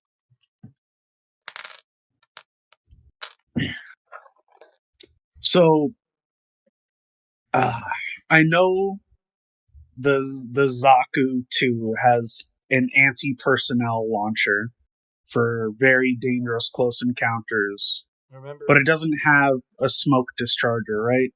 I don't know. We do see on mobile suits with smoke dischargers. However, remember, you do not have to defeat the enemy. You just have to leave. Just figure out a way to leave safely. Yeah. Remember, and there's no way they can stop the Zaku. Yeah. I'm gonna sort of turn the Zaku and I'm gonna fumble around real quick and figure out the loudspeaker and say, "Get the squad out of here, Lou. I'll cover you." What does Connie then do? Does this Zaku have a smoke discharger? Yes. I'm gonna pop smoke, and I'm gonna wait for our boys to get out, and then follow close behind, and basically use the Zaku as a giant human shield. Very well then, Philippe. This. Yeah. You see Connie just keep firing smoke all around the Femme Fatale. I'd like you to roll me a 2d6. Just to see how lucky you are. 3. 3? Yep, you and the wounded run up to it and get inside. There's bullets flying around you because they're just blind firing, but miraculously no one is hurt. You throw the wounded in, and you drive up to another squad, and they literally climb on top of the APC to get out as fast as possible. Alright, we get out. And you all, run. And they do not pursue, because they are in a fucking mess right now. There's one last thing you need to do before you... Yeah, I was gonna fire the flare for the artillery signal. You see, Brady Mickey. The Sergeant Brady. You're commanding it. He's in the cupola. And you're driving along. You're just leaving the grid coordinates.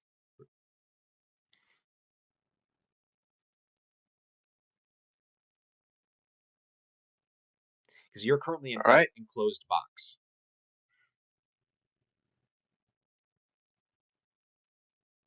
I will wait until we get a distance away enough, then dismount quickly, fire it, get back in, and keep moving.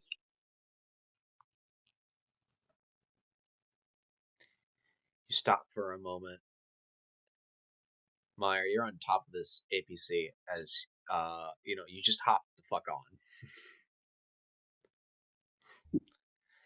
And you see Lieutenant Philippe walk out as you've suddenly stopped for no apparent reason. Point a flare gun in the sky, pull the trigger. You see a yellow flare. And then he suddenly walks back in. I'll just bang on the hatch to say drive. Roughly 30 seconds later, you hear the loudest things you've ever heard in your entire life. Hey, Connie, time to run.